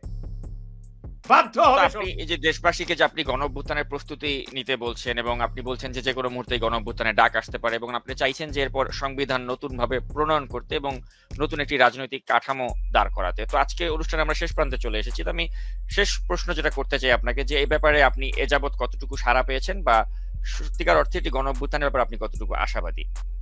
আপনারা দেখতে পাচ্ছেন না এখন যে বেশি ভিউ, জনগণ কার কথা শুনে? আপনারা কমেন্ট দেখতে পাচ্ছেন না? আজকাল পৃথিবীতে মেইন স্ট্রিম মিডিয়ার কোনো মূল্য নাই। এই সোশ্যাল মিডিয়ার মাধ্যমে গভর্নমেন্ট ফল করছে। এই মুরাদকে কি মেইন স্ট্রিম মিডিয়া কিছু করেছে? যদিও নামটা নিতে হলো, সরি, তোবা। এই সোশ্যাল মিডিয়াই করছে। Social media is very strong now. অনেকে মিছিল করছে, নামছে, আমি না করেছি, তারাও করছে। গণ অভ্যুত্থান একদিনে হবে কেন? আমি যে কথাটা বলেছি, আপনি বলেন তো, what do you think about? দেশের মুক্তির পথটা কোথায় আমাকে বলেন। ইলেকশন তো হচ্ছে না। আপনি সরকারের বিরুদ্ধে বলে লাভ নাই তো। সরকারের বিরুদ্ধে লাভ হয় তখনই যখন ইলেকশন হয়, যে সরকারের বিরুদ্ধে বলেছি, জনগণ এখন ভোট দিবে, কিন্তু ভোট তো নাই। অর্থাৎ সরকারের বিরুদ্ধে বলছেন কেন? যে ভোট করতে দিচ্ছে না, মাদার অফ মাফিয়া, তার বিরুদ্ধে বলে। এই যে মাদার অফ মাফিয়া কথাটা বাংলার প্রত্যেকটা ঘরে ঘরে এখন বলে, বিদেশে বলে। এটা একটা অস্ত্র, এই অস্ত্রটাকে তো ব্যবহার করতে হবে সবাইকে। মাফিয়া ডন, এটা তো একটা হিসাব। এটা আপনাদের রেগুলেশনের ইতিহাস দেখেন, এটা একটা হিসাব। আর আল্লাহর রহমতের বিষয় তো আছেই। আল্লাহর উপর আল্লাহ যে গজব শুরু করে দিয়েছে দেখতে পাচ্ছেন। আমেরিকা যে আপনার এই যে স্যাংশন দিচ্ছে, এই স্যাংশন তো আজ থেকে 1 বছর আগে হয়েছে। ওই যে সিনেটের 10 জন যে উভয় পক্ষ, উভয় দলের সিনেট থেকে যে চিঠি দিয়েছে ইসে, আর আমেরিকা যখন ধরে সাই দিয়ে ধরে। কিন্তু আমি সেগুলোতে বিশ্বাসী না। আমি বিশ্বাসী জনশক্তি। বিদেশের উপর নির্ভরশীল, ঠিক আছে, বিদেশি সাপোর্ট দরকার আছে, কিন্তু তার আগে জনশক্তি। আপনারা যদি ক্যান্টনমেন্টের দিকে তাকিয়ে থাকেন, বিদেশের দিকে তাকিয়ে থাকেন, তাহলে রাজনৈতিক দল করেছেন কেন? যদি জনগণের উপর বিশ্বাস না থাকে, জনগণের উপর বিশ্বাস রাখুন। জনশক্তিকে আরো আরো শক্তিশালী করুন এবং কমিটি ভেঙে দিন। এই কমিটিগুলো আপনাদেরকে ডিসজয়েন্টেড করে রেখেছে। মঞ্চ তৈরি করুন, কমন মঞ্চ, and this will take place. যেখানে 14 বছর ধরে রাজনীতি ধ্বংস করে দিয়েছে, কোনো বিরোধী শক্তি নেই, সেখানে গণ অভ্যুত্থান ছাড়ার পথ কি আছে? আমি জনগণকে জিজ্ঞেস করছি, আপনাকেও জিজ্ঞেস করছি, just tell me any solution. এবং গণ অভ্যুত্থানের পরে এমন এক সংবিধান হবে, সেটার আমি ড্রাফট করেছি, কিন্তু সংবিধানের কথা এখন বলে যদি, তাহলে এটা নিয়ে বিতর্ক শুরু হবে, আসল কাজ হবে না। সংবিধান হবে জনগণের। আমি যেটা লিখেছি জনগণ এটা বাদ দিতে পারে গণ অভ্যুত্থানের পরে। জনগণ যেটা বলবে সেটাই হবে, যাতে করে ভবিষ্যতে nobody can touch this constitution. Constitution will be the supreme authority. এটাকে মানুষ টেররিস্টের মতো ভয় করবে। হাসিনাকে যেভাবে এবার টেররিস্টের মতো ভয় করছে, ব্যক্তিকে ভয় করবে না, সংবিধানকে ভয় করবে। এটা জনগণের সংবিধান হবে। That is not there. ওই সংবিধান বাংলাদেশে হয়নি। এগুলো তো ক্রিস্টাল ক্লিয়ার, এবং সেটাই হবে। Who I am nobody. It's the people of the country who will really formulate the constitutions and the provisions. That is what this is how a nation can only survive or progress ahead, and the democratic process will be strengthened. This is the process. ব্যক্তির উপরে বিশ্বাস করে আল্লাহই তো বলেছেন 144 নম্বর আয়াত সূরা আল ইমরান 3 নম্বর সূরা, যে তোমাদের হযরত বা মহানবী যদি মারা যান বা না থাকেন তোমরা কি আমাকে ভুলে যাবে? তার মানে কি? তিনি বলেছেন ইসলামের যে সংবিধান, যে কোরআন শরীফ, এটা অন্যান্য ধর্মের ক্ষেত্রে সেম, ব্যক্তির উপর নির্ভরশীল না। ব্যক্তিরা শুধু ওহী ট্রান্সমিট করেছেন। তাদেরকে এটাও বলেছে সূরা শুরা 48 নম্বর আয়াতে বলেছেন, তোমার বিরুদ্ধে যদি কেউ আসেও তোমাকে এক্সিকিউট করার দায়িত্ব দিনি, তুমি শুধু প্রচার করবে এবং পালন করবে। This is what is Islam or any religion for that matter. কিন্তু আমরা ব্যক্তির উপরে ব্যক্তি পূজা শুরু করেছি। ব্যক্তি কেন? সব ব্যক্তি দিয়ে বাটপারি করেছে বাংলাদেশে। This will be the leadership of principles, that is constitution. We must forget the leadership of individuals. Over the years we have been cheated by them, and they are being, grabbed or grasped by the, the coteries or the interest groups. This must be understood. So only constitution can protect everything, and that constitution has to be ratified by the people. আর হাসিনা তো ওইটাই তুলে দিয়েছে referendum on the constitution. So dangerous the country is. We are in such a precarious condition. দেশ তো ধ্বংস হয়ে যাবে যদি আমরা এখনো কিছু না করি। আর যদি নেই হবে। দেখেন না হাসিনা গত 1 বছর ধরে কত স্মার্ট, তার স্মার্টনেস চলে গেছে। বিকজ আমরা তো কোনো মিথ্যা বলছি না, সত্য দিয়ে প্রমাণ করে বলছি। and মানুষ বুঝতে পেরেছে যে আমরা এই ব্যক্তিগুলোকে দিয়ে we have been hoaxed। আজকে সে উন্নতি দেখাচ্ছে, কি বলে ওটাকে, উন্নতির কথা বলে। আপনি দেখেন আমরা এত অশিক্ষিত জাতি, এবং পিএইচডি হোল্ডারও আছে যারা বলে কি উন্নতি হচ্ছে, ঠিক আছে। Do they understand what? আমি যদি ইকোনমিক্সের ছাত্র না, what is the definition of উন্নতি? উন্নতি হলো আপনি যে কামাইটা করেন, আমি লেমেনলি বলি, আপনার মাসের শেষে কিছু সঞ্চয় করার ক্ষমতা থাকবে, যাতে কোনো বিপদ আসলে ইউ ক্যান ফেস দ্যাট। সেটাকে বলে উন্নতি। আমি লেমেনলি বললাম এটা। বাংলাদেশের কি সেটা আছে? আপনি চায়নার থেকে লক্ষ লক্ষ কোটি টাকা নিয়েছেন লোন, এবং সেগুলা করেছেন দুর্নীতি। এগুলো ফেরত দিতে হবে। প্লাস মাইনাস যদি করেন দেখবেন দেশ মাইনাসে আছে। একটা প্রজেক্ট 10-12 বছর চলে গেছে। একটা পদ্মা ব্রিজের কবিতা আর ফ্লাইওভার, এগুলো পৃথিবীতে পুরানো হয়ে গেছে আরো 50-100 বছর আগে। আর এই জিনিস বলেই আসছে, এটা করছি ওটা করছি। উন্নতি করেন যদি নিজের টাকায় করতে পারতেন, উদ্ধৃত টাকা দিয়ে। ওগুলো তো লুটপাট করেছেন আর চায়নার থেকে লোন এনে এখন ঝুলে আছেন। এটাকে উন্নতি বলে? বুদ্ধিজীবীগণ, কিসের বুদ্ধিজীবী? উন্নতি বলে রাষ্ট্রের যদি ক্ষমতা থাকে যে if I am in problem I can face by any means, আমার সেই সঞ্চয় আছে। সেটা কি আছে? প্লাস মাইনাস করেন, লোন কত আর কাজ করেছেন কত নাগাদ দিতে হবে। মানুষ তো ব্রিজ দিয়ে যেতে পারবে না, নৌকা দিয়ে পার হতে হবে, এমন টিকিটের ভাড়া থাকবে। উন্নতির কথা বলে all stupids. But we'd like to end this show on a optimistic note that there must be light at the end of the tunnel, এবং আমরা আশা করছি যে এই যে একটি শাসন চলছে বা একটি স্বৈরতন্ত্র বা ফ্যাসিবাদ, আপনি যেটাই বলে থাকুন না কেন, এটির একটি অবসান নিশ্চয়ই হবে, এবং ডেফিনেটলি আমাদের সামনে অবশ্যই ভালো কিছু জনগণের জন্য অপেক্ষা করছে, সেটি আমরা প্রত্যাশা করি। হতে হবে তো, এখানে আশা করছি হবে না, হতে হবে। কোন ওই রবীন্দ্রনাথ নজরুলের সাহিত্যের ভাষা ভুলে যান, জনগণের ভাষা বলেন। হবে, গণ অভ্যুত্থানই হবে। মাদার অফ মাফিয়া এন্ড ডন, কি বলে মাফিয়া ডন তারেক সিদ্দিক যে গংটা, they will be perished away by the people. এরা মনে করছে মালদ্বীপে গেছে, ওখানে অ্যারেঞ্জ করছে কিভাবে ভেগে যাবে। আরে হাসিনা গণ অভ্যুত্থানের প্রথম দিনই বাংলাদেশের সকল এয়ারপোর্ট দখল করবে জনগণ। কোথা থেকে উড়াল দিবা তুমি? বিচার হবে, যুদ্ধ হবে না, কেননা দেশের মানুষের পেট ভরতে হবে। তোমাকে অত্যাচার করা হবে না, আইনের মাধ্যমে কাজ করা হবে। বাকি সবাইকে মাফ করা হবে যদি তারা যে সম্পদ দেশের বাইরে নিয়ে গেছে সব জনগণ যে এখন অভাবে আছে সে অভাব পূরণ করার জন্য ফেরত নিয়ে আসে। সবচেয়ে বড় ক্রিমিনাল হলো এই হাসিনা, তারেক সিদ্দিক এবং রায়হানা, এই 14 গোষ্ঠী, এবং তারা নাকি উড়ে চলে যাবে। প্রথম দিনই গণভবন আর প্রত্যেকটা এয়ারপোর্ট দখল করবে জনগণ। তো শেষ করার আগে আমি যেই আপনার একটি ঐতিহাসিক ক্যাচ ফ্রেজ যেটা আপনি করেছেন, মাদার অফ মাফিয়া, এটির জন্য আপনাকে আমি ধন্যবাদ জানাতে চাই।